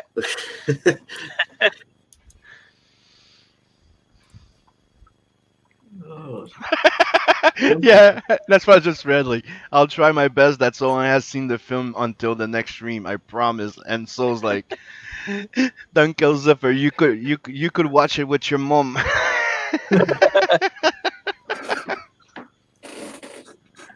Soul, that's right. I'm rubbing it. Yeah. Go sub to Arch City Comics. Yeah, I'm still waiting for my shirt. Adam told me he was sending me one, but I got my blood hunt first. So sorry, bro. Oh, yeah, Adam has a shirt site. Yeah, it's rubbing it. I think it's on Teespring the store. Yeah, you go you go to archcity.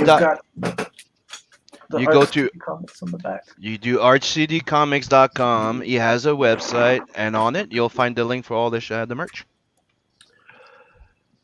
I haven't heard from him when it comes to the streams and stuff lately. So everybody needs to go on Twitter right now and go tag Adam AF and go hashtag bring back the morning woke up show. Right? Yeah. Yep. The more people will, let's give him motivation to get back on it.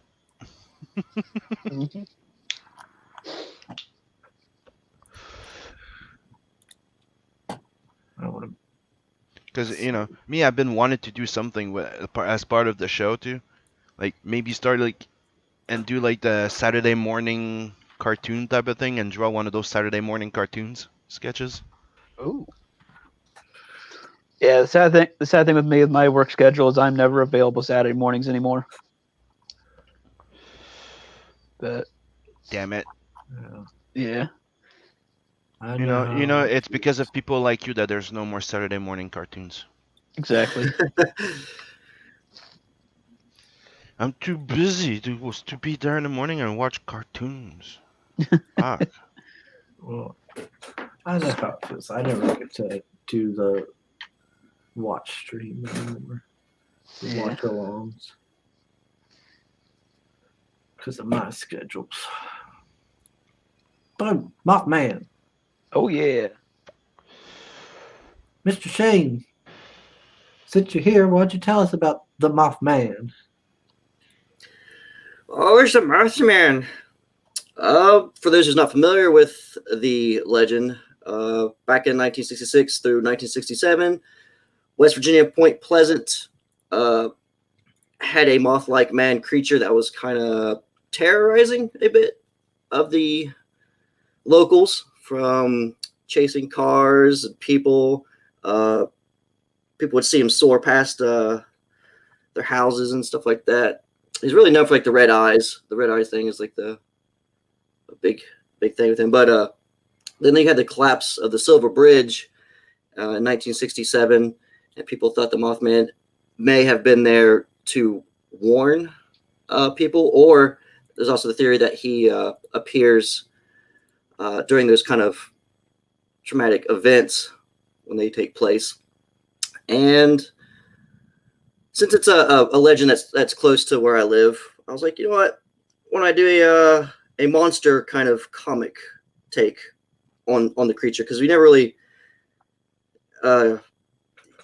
get that aspect or that side of him. I say we got a movie in the 90s or so where he was more of a spiritual thing, and I'm like, damn it, I want a creature, I want a monster out of the Mothman, So yeah, made a monster, like a Creature of the Black Lagoon kind of feel, where he's not the nicest. Yeah. He's terrorizing people. Yeah, this. Oh, Christine says, when is the Mothman launching? Looking forward to this. Oh, me and Joe will be launching the last week of October.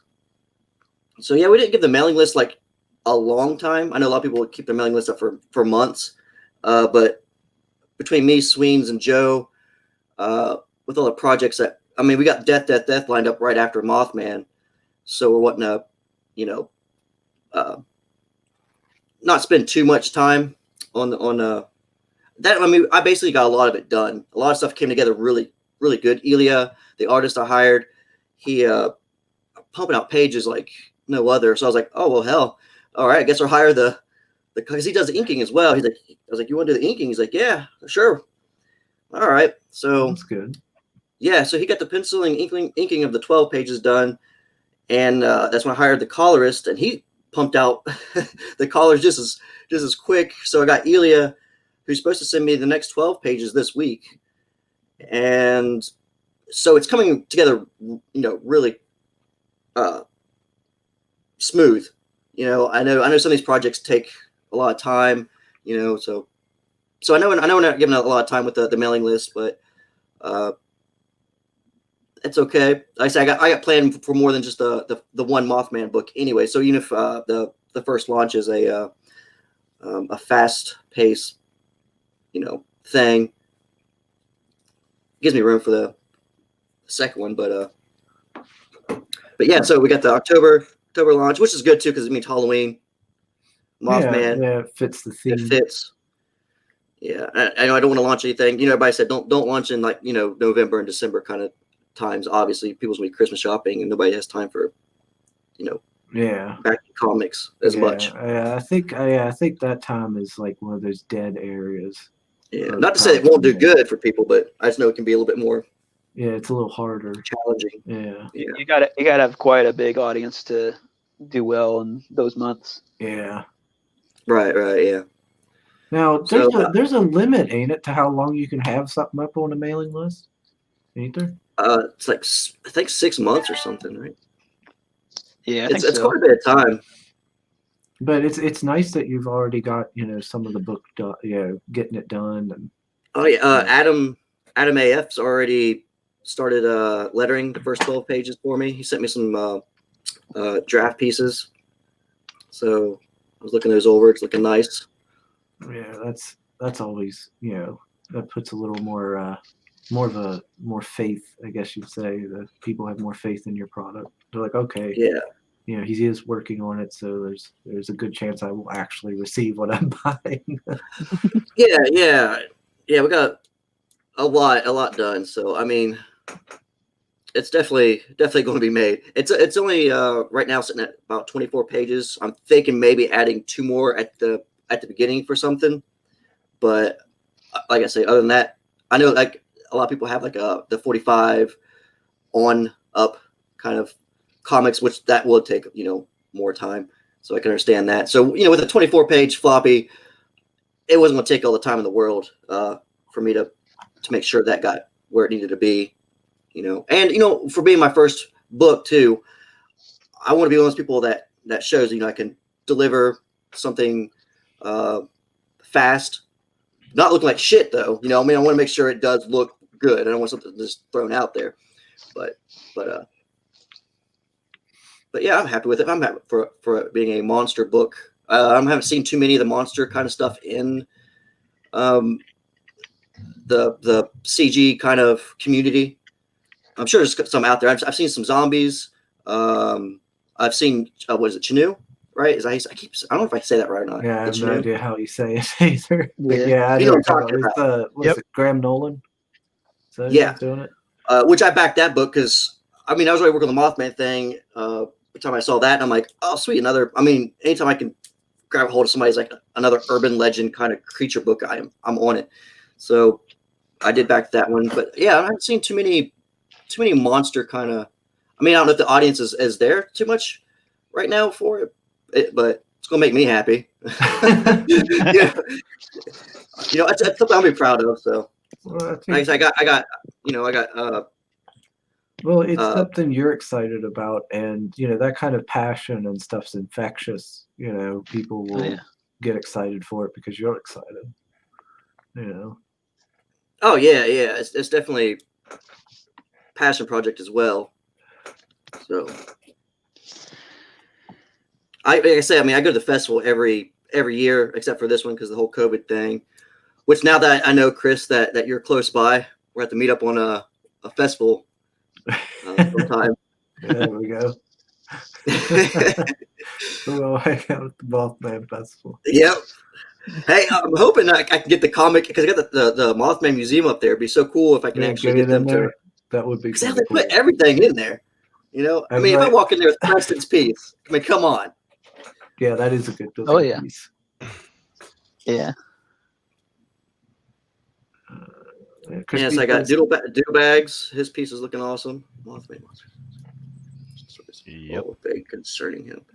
Yeah, that's the thing. Like they I think because of the that movie, they've kept him almost kind of like that mysterious, like dark angel kind of feel. But I'm like, I want him to be a fucking monster. I mean, we've had reports where like they see something physical, you know. Yeah. But then like that movie kind of interpreted it into an interdimensional possible angel kind of feel, which I liked. I mean, for a movie that didn't really show Mothman, you got the Mothman vibe with the whole bridge collapse and all that, which, like I said, that was a real event with the bridge. I can't remember. It's been a minute since I've checked the facts. I think like 40 something people died in that collapse, right? Yeah, like in real life. Yeah, it sounds about right. Yeah, I think like 2 victims altogether was never ever found in that whole bridge collapse thing. But yeah, so I mean, I really wanted just a monster take on it, and me and Joe's been talking too. Like, I call it, you know, Cryptic Legends, the Mothman, because I wanted to actually bring more cryptic creatures into the universe as well. So if we get this book to do well, I can. Where the story goes, I guess I'm not going to spoil anything, but I have it built to where other creatures will be in this universe. So I want to connect Sasquatches, Flatwood Monster, the Jersey Devil. I want all these creatures to have a unison to them as well, eventually, to where they're in the same, you know, field. So yeah. Yeah, it was bad. I backed Monster. Oh yeah, Monster MD. I backed that one as well. Yep. Yeah, that one looks fun. Yeah, the art style and everything. Mm-hmm. Yeah. It looks like it reminds me of a Saturday morning cartoon.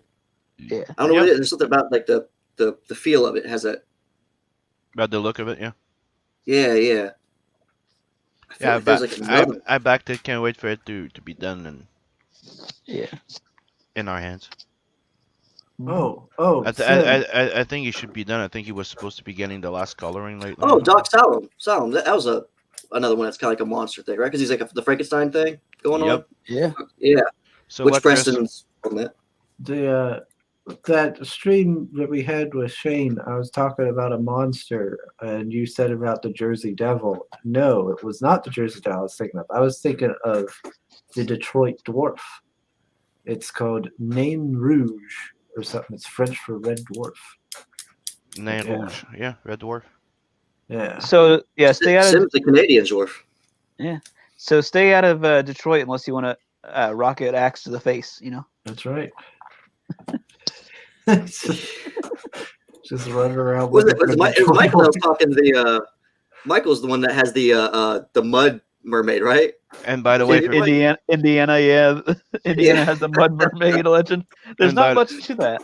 And for the people that don't know, we just mentioned Doc Salem, and Soul just shared the link. Go get it. Next in 2021, there's a crossover between Blood Hunt and Doc Salem. Nice. It's Brian Kreisgau's working on it, and it's going to be edited by Adam AF. So we got the entire team from both sides working on it. So George sounds like another stoner idea. Yeah, it does.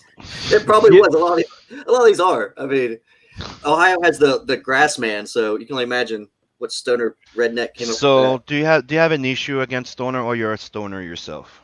Because you seem to be bringing it up often.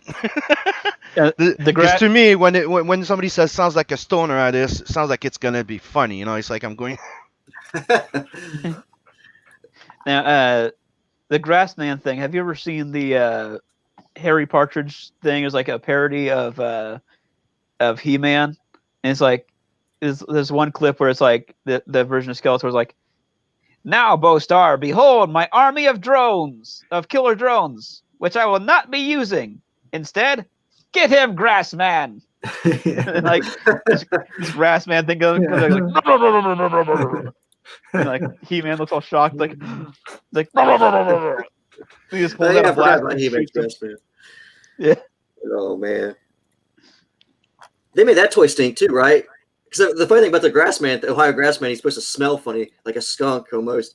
But didn't the He-Man's Grassman guy like smell, or was that just the skunk guy? I don't know. I know that they actually made the toy literally smell like when you bought them. Yeah, they actually put a scent on them. Yeah, I had that toy.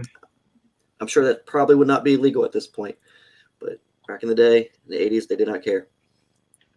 So things had to be gross and smell. Yes. Did you send Shane a link? If I sent Shane the link? Yeah, is that how you got in here, Shane? Yeah. Okay. The fuck? I snuck in. Because I was like, I hacked your system. When you first bumped in, I was like, wait a minute, I didn't send him a link. No, I didn't send him the link. Shane's a cryptic legend. Get it? Wording? No? Okay. Hashtag hacker man. Hashtag hacker I hacked man. my way in. Yeah. But yeah, it would be kind of neat to see you do these crypto, how do you say, cryptozoology, myths and stuff. Yeah. And have them do like maybe they could cross over and have like battles or something. Yeah, because I mean, you don't see too much of that in the comics. I mean, I don't know, maybe it's not a good idea, but I'm gonna try it.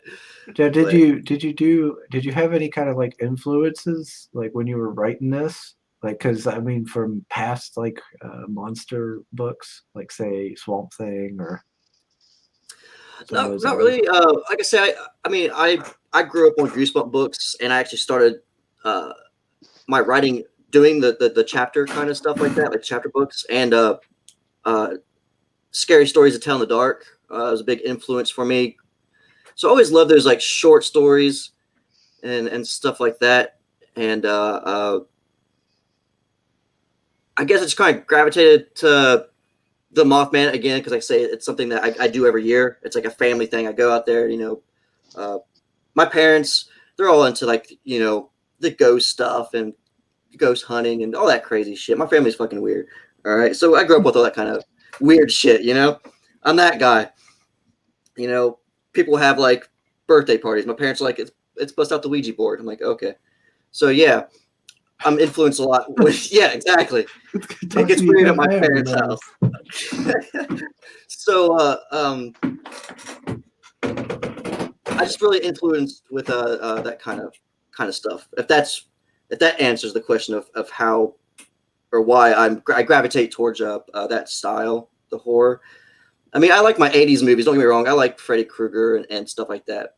But I guess I can turn my camera on when I'm talking to you. Look at you face to face. But yeah, to me, I'm more into like the supernatural side of stuff, the ghost and the urban legends. Just because there's you got people who's literally actually hunting the stuff, if it's real or not, Yeah. I mean, look, the Loch Ness Monster's pretty much been proven, it's not there, but people still go up there and they still hunt the creature. You got people out there still hitting sticks on the trees, talking to Sasquatches. So why not write some comic books about it, right? That'd be like a good thing too, maybe. He identifies as Bigfoot now, no Sasquatch.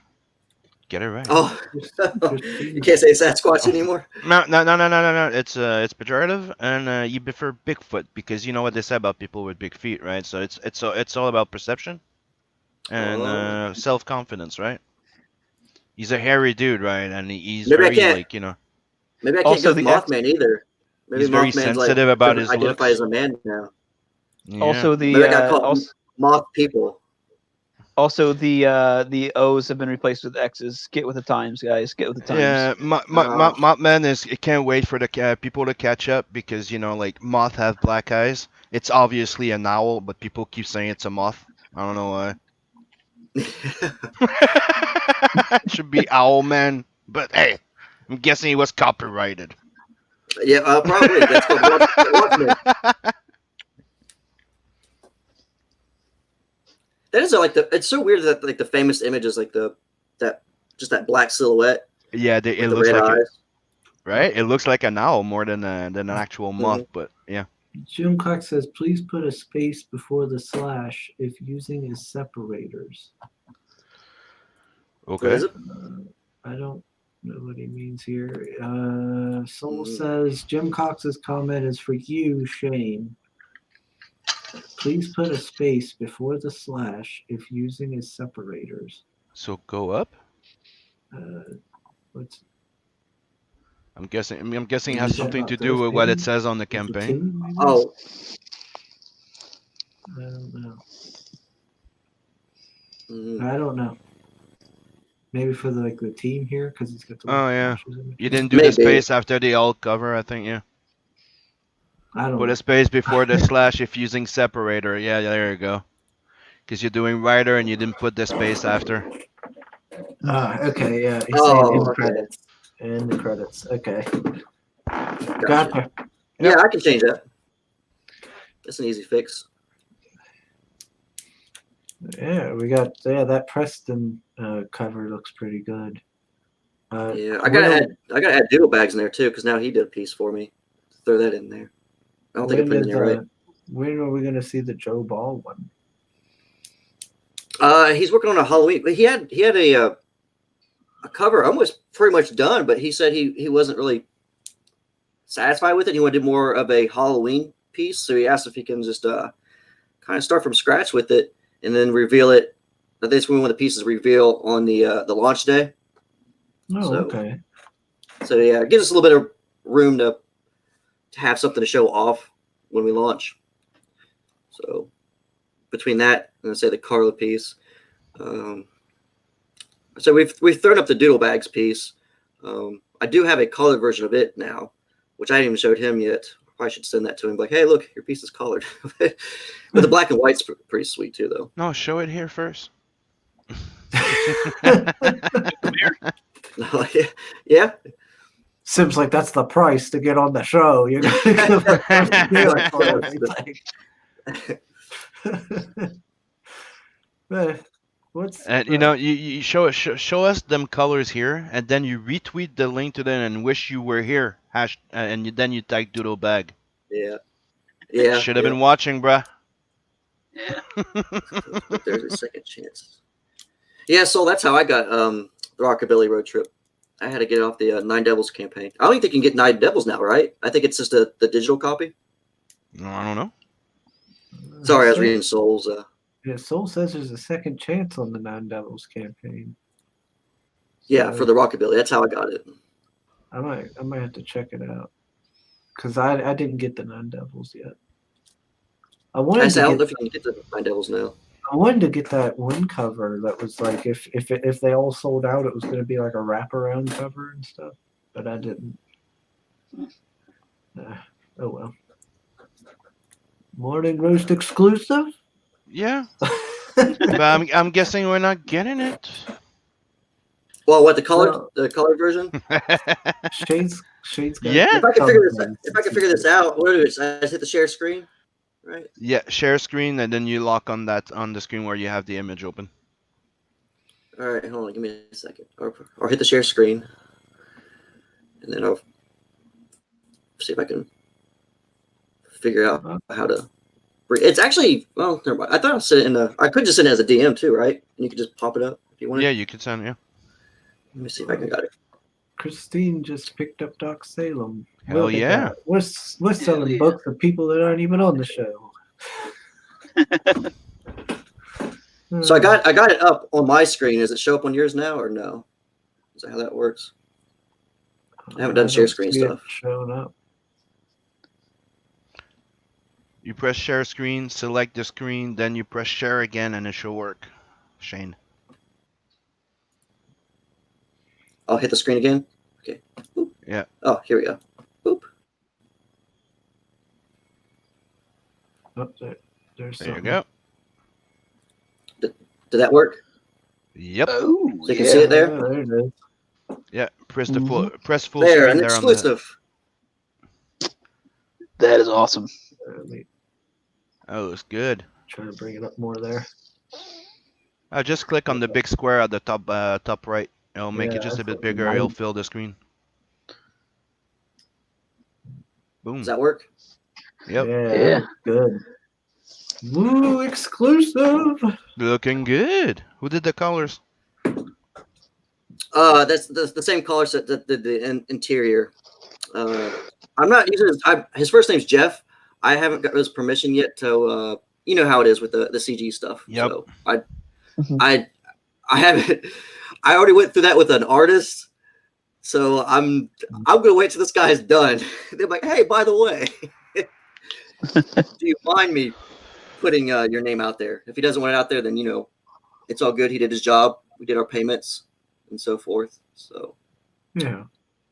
he's a Well, it pretty looks cool like you dude. did- So Yeah, it looks like you did a good job with it. Yeah. yeah. Oh God. Yeah, liking it. Looks good. Yeah, that is Doodle Bags. Yes. Yeah. All right. Add back all yours, smiley face. It must Yep. be the Sim. Yeah, she backed mine. Yep. Yeah, it got to her really fast for international. So, Christine's turned into a super backer. Yep. Yeah. I think we technically met on the Bancroft show. Like she sent me a message going, is the shipping like a narrow or it's a? Then I explained to her, the shipping, and she goes, thank you, and she backed. Now, what about here with swings? It says shirt and decal design. So has the shirt been designed? So I was definitely not prepared to be on the show today. Sorry. Yeah, there's a. Oh. Let me bring it up here. Sorry. Oh, there we go.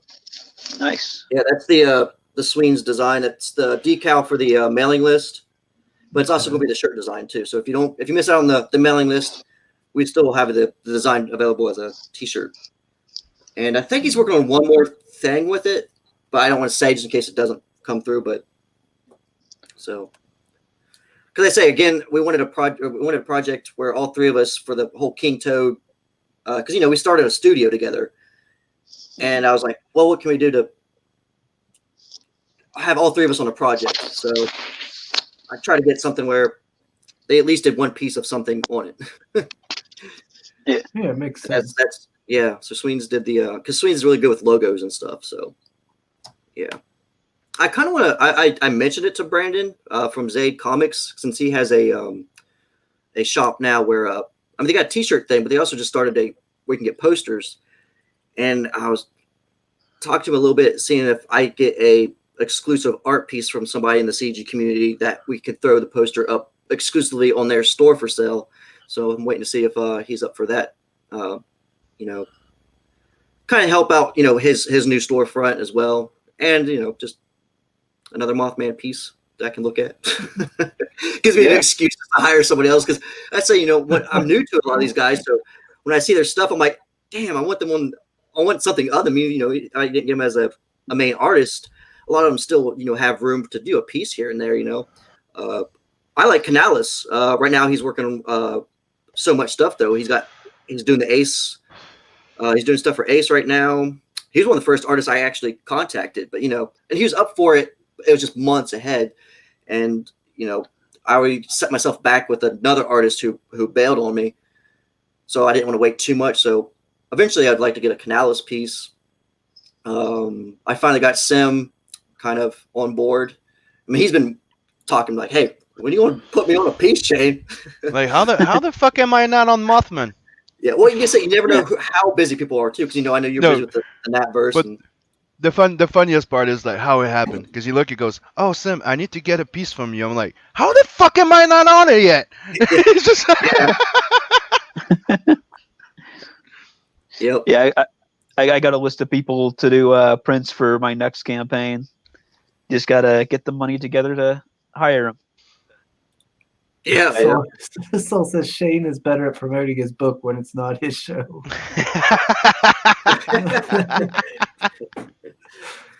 Oh, Beyond Time looks good, Shane. I just signed up. There we go. Oh, thank you. Thank you. So it's like not Sim again. Shut up! You're gonna love my mutt, man. Yeah, I definitely do not promote on my on my YouTube. I just kind of go over other people's campaigns on my YouTube right now. I'm just getting used to. I mean, I'm definitely not a YouTuber at all. So I know. Well, hell, this is like my first week even streaming, and I hit what 4 so far. Just never know how you're going to be on them. But yeah, you keep them busy. You'll get there. None of us really are YouTubers. I don't think. I'm a comic book creator who does YouTube. Yeah. Comic, yeah. You know, creator first. But it's also it's really fun being able to talk to people that you know. I've been following some of the streams. You know, Chris was one of the first ones I started following, and it's just kind of cool when you finally get talk to him. Sim is the Spanish Inquisition of CG campaigns. Monty Python reference. Look it up. Oh yeah. For me, that's one of the best things about this whole YouTube thing is getting to talk to everybody. It's a lot of fun. Mm-hmm. I know. I need to get on a Carla show sooner or later. So I got her piece looks amazing. I'm not too sure when we're going to show it off, but I might do on her show. Nobody expects him. The knight who says knee. Knight! Christine says, I think it's sad that the SJW narrative about CG is still causing creators and people working for CG creators so much trouble. They went after, is it Shane with Starlight Cats? Yeah. Oh, did they go after that Shane as well? I think they go after everybody who announces Yeah. CG. Yeah, it was so weird because, like I say, I was just doing, like I say, I was on my third chapter or my third kids book because I was doing these chapter. I probably have one sitting somewhere next to me.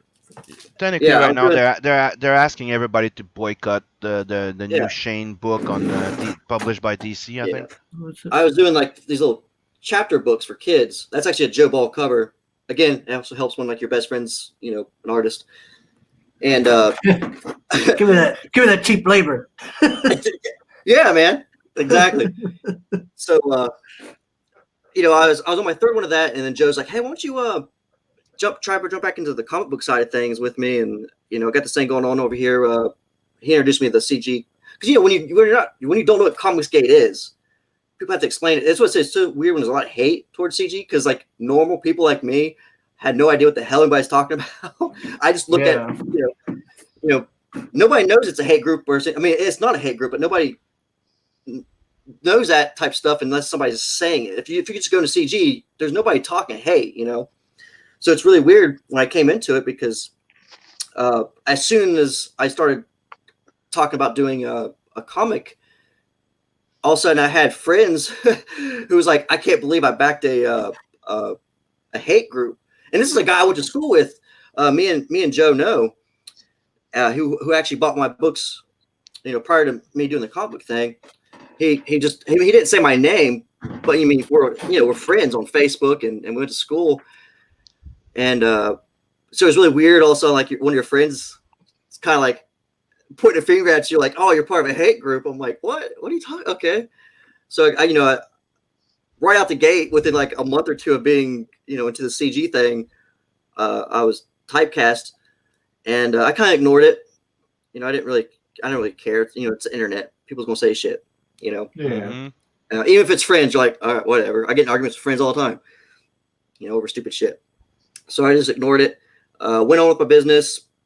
I had a comic lined up where it's a three short stories because I love writing short stories. Like I say, I'm a fan of Scary Stories to Tell in the Dark. So that's why I wanted to start my comic book stuff to introduce my style and all that. So I had that all lined up. I even told the artist at the beginning when I hired him, that I communicate with the CG community. That's where I'm going with the promotion. He's like, hey, money's money. All right, cool. You know, you do your job, I do my job, we're good. But it's so weird because like he made me wait like 3 months because he's finished up on something. So I made a down payment, get all the way to the time for him to start. Literally, like the week he was supposed to start, he's like, oh, well, I've seen your post. You promote a lot of CG creators. I'm like, yeah. And he's like, well, I can't be affiliated with you. It goes against my beliefs, which I didn't care about. I'm like, you really had to wait fucking 3 It goes months? against it. It goes against his belief, like it's a fucking religion. Yeah. Exactly. Which I didn't care. I'm like, if I mean, you know what? Everybody's entitled to whatever they think or their opinion. But you could have told me this 3 fucking months ago. You know, as soon as it's, you know, and he knew. I think somebody just told, you know, hey, if you're going to do this comic, we're not going to be related to you anymore. I think that's what happened. I think he got scared of whispered in his ear. of people like, you know, blacklisting him or whatever. Yeah. Dude, so I mean, like I said, I didn't care that he backed out. It just put me behind though. You know, like I said, I'm not going to. Yeah, but you know, in independent comics, those type of threats are very, very, very freaking veiled in a way, because usually the people throwing away those threats at you, they never really supported you or promoted your shit or backed your shit before. Yeah. I got lucky with Elia. I went with a different approach, you know, because I got a list from Joe's the one who he's like, hey, check these people out. I'm like, all right. I mean, he didn't know anybody in the list, so it wasn't his fault. But I went that route. So then I took a different approach, went to a site. We can hire people. Went a little bit that route where I don't know. This is how I did it, and I came across Elia, and you know, start working with him and got to know him, and I start hitting a little bit. You know, he's like, yeah. He's like, I know that you're a part of like the CG stuff, but he is too. He's like, I'm not afraid of SJWs. I'm like, okay, thank God. So I didn't want to, you know, like 5-10 pages in and somebody else quit on me. So, but yeah, man, he's gung ho. He's been knocking these pages out, and so I'm excited about that. So at least the second time around went the way I wanted it to. I mean, I did a totally different book, but that's because the King Toad thing came up with JB and Sweens. So I still have my other project on the back burner that I am going to eventually bring to the table, but that's just my own personal like story thing that, you know, because I didn't know how much they wanted to be involved in the Mothman thing, so I wanted to make sure I had room to let them do their take on certain things. Subscribe to White Cat Comics. Can I ask it's you a Grim question? Reaper, man. Me? What? Why is the Mothman green? That was Preston. So ask him. Yeah, you gotta ask him, man. I say, man, when I approach everybody, He's green in the comic too. I don't know which one came first. the Preston piece, everything Oh, was. I mean, the design, the comic was already being illustrated, yes. But you know, no collars. Mm-hmm. So the collars came after the Preston piece, because I say Preston was influenced by the original Mothman painting. Mm-hmm. And he's like, hey, I'm going to do a version of that. So that's where you kind of get this collar scheme. And Joe, I mean, he was talking about that last night. He's like, you wouldn't think, you know, a green Mothman would look cool, but I kind of like it because, like I say, everybody has that traditional black silhouette with the red eyes. But we've seen that for how many years now, and it's just kind of cool seeing taken away, because like the Mothman name is just a title that was given to I don't know. a creature by its kind of. I would have had a tendency of going more like grayish, you know, with him. Well, you know what, Sim? You can write your own damn. You have your own gray Mothman. I would not have went black, but I would have went gray, like a type of gray with some like. I've left it up to. That's why I had the artists doing their own interpretations, also because Carla's piece. Once you see Carla's piece, yeah, it's white, right? It's not. Yeah, it's a white Mothman. So she wanted that traditional when you see a moth kind of like flickering in, in the lights kind of thing. So I don't know. Maybe some of the artists were kind of like, well, I guess I'll just paint it green because the cover. I said I didn't really mind. You know, as long as it wasn't pink or something stupid. So I don't know. I just kind of I like it. I like the Green Mothman. Right. Well, Gray would be kind of alien. We've had gray aliens. Everybody associates the alien thing with gray men, Martians, and I didn't. I mean, if he would have went with the gray, I wouldn't have complained. Like, I'm not going to argue with Preston. You guys been in comics longer than me. So the Green's Birdman. They're coming. They're Emily Birdman. Christine's like, because green is cool. Green is cool. Come on now. I don't know. You got the green giant. Everything that's big now, it's green, like the Hulk and everything. I'm just joking. I was just curious because when I was doing the research, there was nothing about the Mothman being green. That's why I was asking. That's really why I was asking. Because I always see them like either it's full black. The statue, I think I've seen one in chrome and gold, right?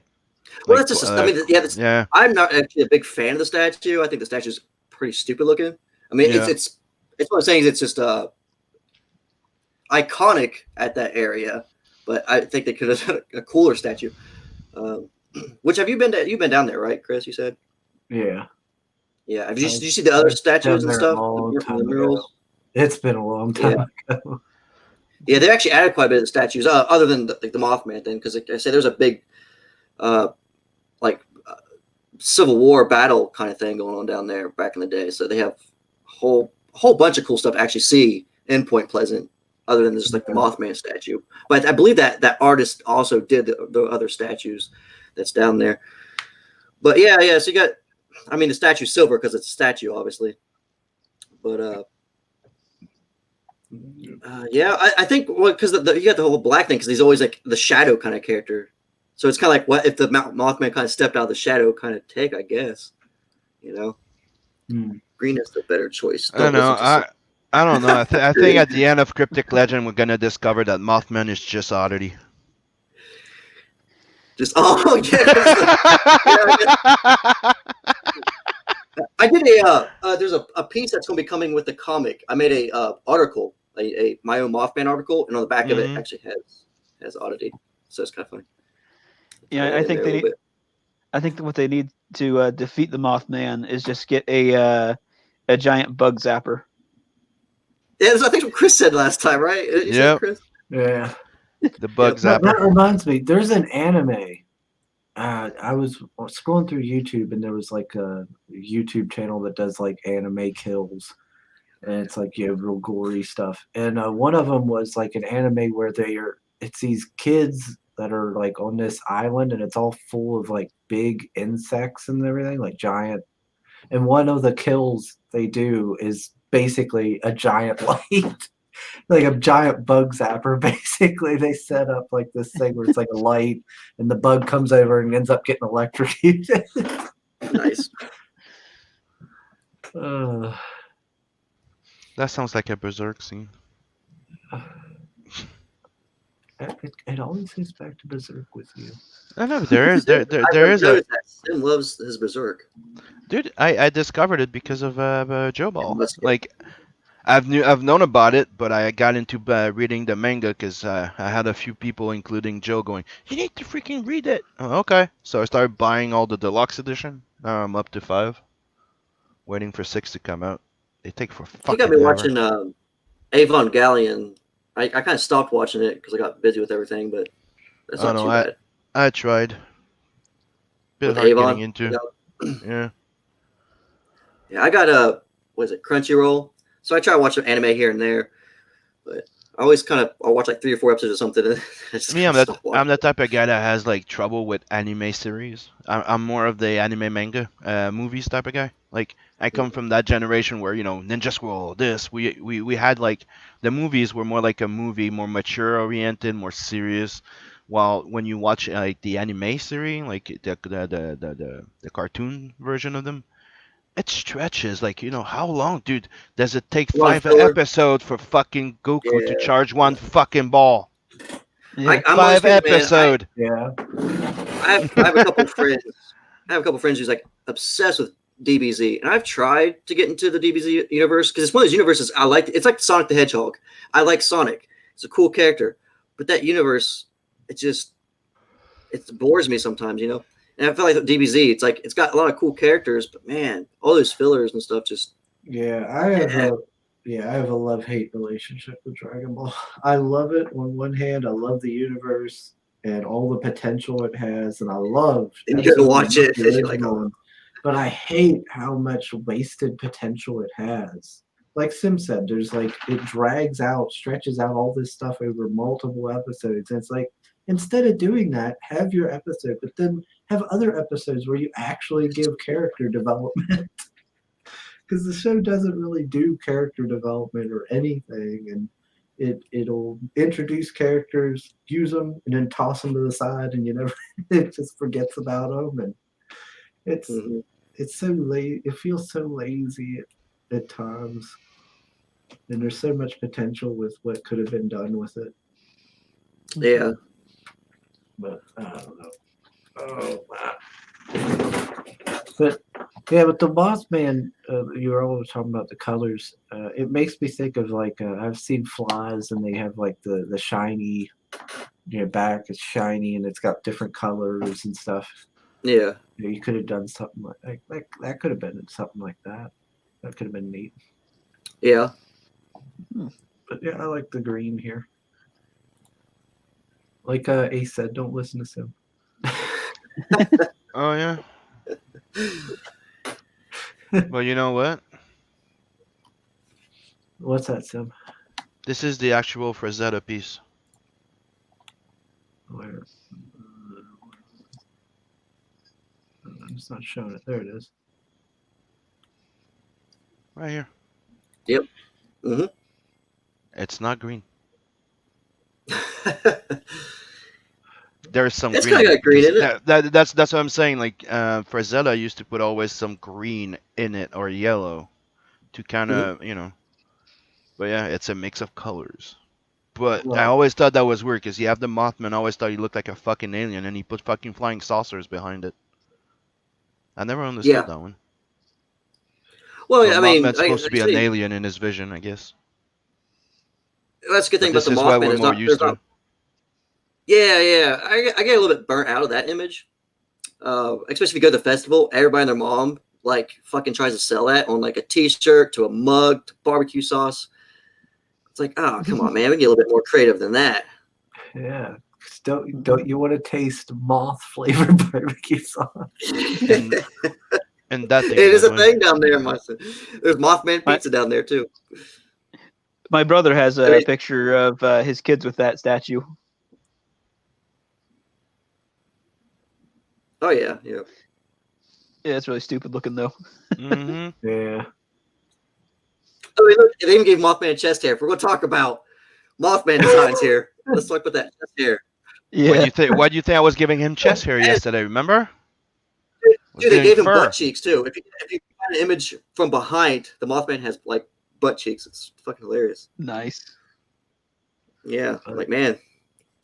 Nice, they give him like a nice cheeks.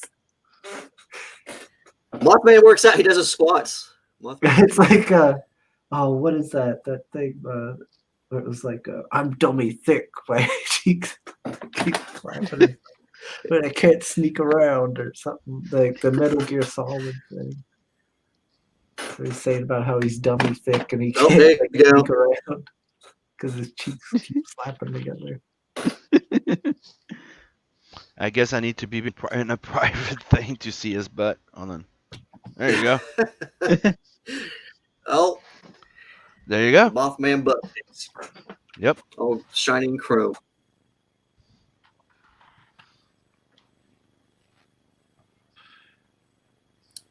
Yeah, definitely a weird design. And it looks like I don't know. But At least he iconic, got the butt. At least he got the butt right compared to the rest. I mean, it looks like he's looks like he's clinching a little bit, but yeah.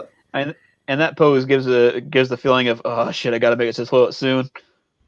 He Now, so you're just Yeah. being facetious because that looks like Sim Druid. Fuck off. Come on. That's a cheap blow. You know I draw it better. That's a weak one, bruh.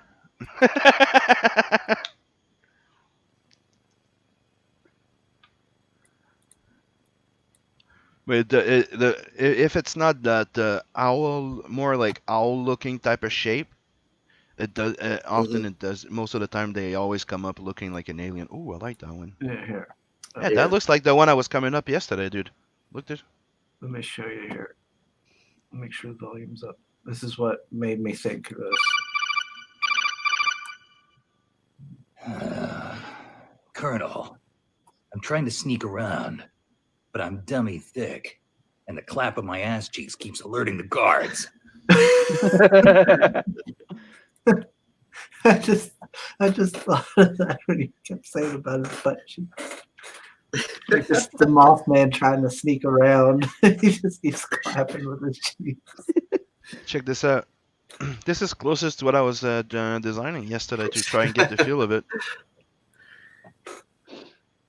I like this. That's more like the one I was working on yesterday. Oh yeah, that looks. Yeah, that's nice. There's a couple of there's not too many action figures, but there's a couple of them that look really good. You can get a hold of. Okay, now come on, that's a fucking owl. Yeah, that looks more like an owl. Yeah. I think, like I said, people at the festival, obviously, there's a lot of people that's just kind of banking off of the Mothman, so they don't care if they have artistic abilities. They just like, if I could draw like an M, a black M with some red eyes, I can sell it. Yeah. That's what a lot of people. Look, it looks vaguely like a Mothman. Soul says, after the butt shot, I highly suspect the Mothman.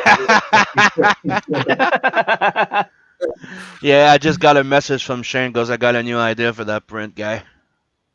It's kind of funny because I got a female version of Creature of Black Lagoon from Brandon. I don't know if you guys seen that on his site or not. It's a nice butt shot of a Creature of Black Lagoon. Because weirdos like me. So, Mr. Chris, we're at hitting the 2 hours and 30 minutes, and in 15 minutes, I'm gonna have to be on the midday repartee. Oh, okay, Sam. I guess we'll have to end this one. I didn't get to look at this. Hey, at least you were alive this one, Chris. Yeah. Oh, yeah. Did it have a trailer on that? I think it had a trailer. Yeah. Or is that for something different? Yeah, this looks interesting. I'm gonna have to check this out. We'll have to have him on this so he can talk about it. Yeah, I went ahead and signed up to his mailing list. Yeah, I gotta sign up. I'll sign up for it prior once we close. But all right, we'll have to wrap this one up. So Sam, get us started. So yeah, go sign up to some to all these mailing lists, the Mothman and Magna, and go check out Tales from the Netverse. Don't forget to sub and like this channel. All right, Mr. Beacon. All right, you can find me on Twitter at the number 7 Legions Beacon, YouTube at Michael Beacon, and back 7 Legions on Indiegogo. And if you want to learn more about the lore of the universe of 7 Legions, go to 7legions.com. All righty, Mr. Shane. You can find me on Facebook and Twitter. Shane Mess, you're going to find me. YouTube, King Toad Comics. That should pop me up. And yeah, thanks again for letting me sneak in here, Chris. I should say Sam. You're welcome. I would have sent you the link. I didn't see. Yeah, I know. I didn't see the message. Yeah, I'm gonna get shit on for like 2 weeks because of this, but it's totally worth it, Shane. Yeah, Sam, you went over my head. No, I was looking at the YouTube chats here, trying to keep an eye if I seen you say about coming on. Well, I mean, Chris did say hey, if you want to jump in, Shane, I'll send you the link. Yeah. So you did ask. So yeah, it's all good. But of course, I am Mr. Keto Subway. You can find me on Twitter at Keto Subway. And please do subscribe to the channel if you haven't, and give us a little like. More people subscribe to the channel means more eyes on these projects. And please help us escape the Chris basement. Me and Beacon are stuck in there. Yeah. Yeah. Oh no. I'm better- cold and I better hungry. watch it. Please. Oh, you'll Please get save fed. us, Shane. You're cold. I might be next. I better watch it. So cold. Well, that's how you know. So hungry. When you become a regular on the show, that's when you know. When Chris starts inviting you over, hey, come on over for some pizza, Shane. We'll have some fun. We'll watch some what was that Sky movie that you guys talked about. Yeah. Come on. I got Beacon and Sim here. We're going to have a little party. And Next I'm thing you know, like, it's a salt trap. and you just wake up. You're like, where am I? You're in my basement, and I'm going to put you to work. I know. Where's my kidneys? Yeah. Oh, gosh dang it, he got my kidneys. All right, but please do subscribe and, of course, like this. All of the little bit helps. And we're only, I think, what did I say? 4 subscribers, I think, away. Let me check real quick.